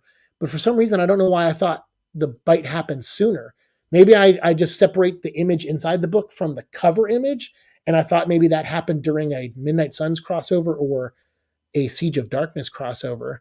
So that's probably where I'm crossing my wires there. So that would have been like a 2 to 3 year difference. And so that was in 1999. It was in issue 8 of Peter Parker Spider-Man. So that would have been what? When did the movie come out? I think the Blade movie came out in 1998, right? So Blade movie was 1998. So very interesting. So the Blade appearance in the cartoon was he introduced him as a half human, half vampire who helped Spider-Man track down Morbius. The episode also introduced Blade's mother, Miriam, in a flashback, who would be brought back later in the series as a villain. And do they call him a Daywalker in the show? I'm not seeing anything here about that. So I don't know if he is in the show. Abraham Whistler, yeah, so Blade returns to his hideout and talks with his friend and armorer, Abraham Whistler, about Morbius. So Whistler, appeared in the Spider-Man TV show 2 years before, 2 years before the movie came out. And then the bite in the comic happened a year after the movie came out. That's very interesting. I'll be honest with you. My wires were completely crossed there. For some reason, I thought that bite happened much sooner. So I appreciate, again, the check on that. That's great. Yeah, August 1999. So you were right. Article I found says, yeah, Peter Parker Spider-Man #8. I thought that's what I said. I might have fumbled my words there. But yeah, that's what I read off the Marvel. I read it straight from Marvel's website. So I'm going to take that as gospel. The episode was after the first Blade movie. It wasn't. The Blade animated, when he appeared on Spider-Man, that was 2 years before the Blade movie. The Neogenics Nightmare Saga. Yeah. So again, yeah, see how, it's easy to cross the wires of stuff like that. So yeah, hey, we learned something tonight. So we'll talk about that more. We'll get into Blade more on the Seek at Night show. But I'm glad. It's nice to be educated and to see where my wires cross. So that helps me out big time. Because like I said, I thought for some reason it happened more like around 94, 95 at the latest, I was thinking. And then the cartoon came out like in 96 or 97 is what I was thinking. And then the movie came out in 98. So I thought that originated in the comics, but it seems like if it didn't happen if they didn't call him a Daywalker in the cartoon, then it sounds like the movie did that first. And then the comic came soon after. That's awesome.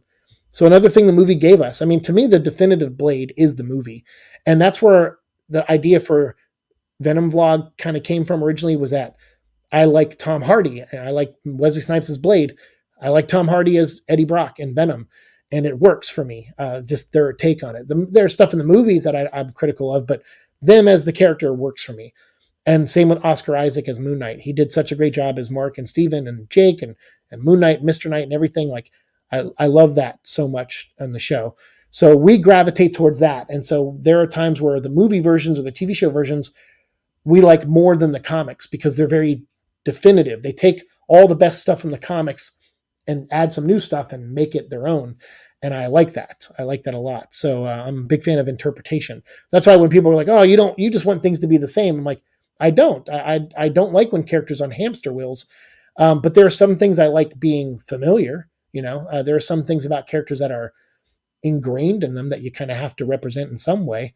But that's neat that we learned that we went down this trip with Blade tonight. That's fantastic. Yeah, like Dolph Lundgren's Punisher. That's a great one. I was talking to someone earlier about how I didn't think we've seen a Punisher that's very close to the comic books. And as close as we probably got is Dolph Lundgren, because he's kind of emotionless and just kills. And all the other ones, they have to add a little bit of humanity to him because you want to like the guy. You want to root for him. You don't want to see him as just a cold-blooded killer. But even though John Bernthal was good and Thomas Jane was good, and the other actors who've played him have done a good job, it's still like, they're all like the comic, but different. And that's okay too. But to do a stone cold killer Punisher like the comics would be a hard sell for sure. You have to add some more humanity to him. Not that he's not human in the comics, but there are times where you question if there's still a man inside Frank Castle. But that's what I like about the game. That's what makes him interesting to me. So, all right. So that was the last Vengeance of Moon Knight code. That's the last everything. We are done for the night. Make sure you follow us at the Venom Vlog on Instagram and on X. If you like this video, like, share, comment. Thank you so much for being a subscriber. If you are, if you're not, you want to become one, we'd love to have you. I guess now we'll slowly build towards a journey of 4,000 subscribers, but who knows? I mean, I'm an old man. I'm going to be 42 this year, which if you're a Spider-Man fan in the Spider-Verse, that's a key number, 42. So who knows how much longer I'll be doing this stuff. 10 years is a long time, and I've had fun, but at some point I'm going to really pursue writing as a career hardcore as I, keep doing some of these other odd jobs and things I'm doing behind the scenes. I hope I can make a career out of that. And at some point that'll take up my time when I'm fronting, and YouTube and stuff probably won't. So, but for the next year or two, foreseeable future, this is our path, and I'm having fun on it. So we'll see where the future takes us, but hopefully you'll be here with us. And, if we make it to 4,000, that's great. But if not, I can always look back and say, man, we hit 3,000 subscribers on a channel where we just talked about niche superhero characters and did some toy reviews. Like, that's amazing. And it's so cool to be a part of this community. And I'm thankful that you guys come here and check out my stuff, whether you do it every episode or from time to time, or just stuff that interests you. It means a lot to me. So thank you for being here. And you guys tonight, thank you so much. Hope you guys got codes out there. If you did, let me know in the comments, whether you're watching now or later. I'd love to know where the codes went, so I know people got them. So just let me know if you did. And you're younger than me, Seek. Am I really? Come on, man. No way, not by much. We're both young men still. 40's not old. 42's not old. But then I'm hoping at some point I'll make it back to LA. Before I turn 50. That'd be nice. We're trying, though. We got to save money, but we did spend a lot of money on Moon Knight cards, so we got to figure that out first. And once we get back to even, then we can start planning for the future that way. So thank you so much, Nightman. Night, guys. Have a good one. Hells, Tevya, everyone who was here tonight. Cam, I appreciate all of you. Into the Depths. I hope you're enjoying Madam Web.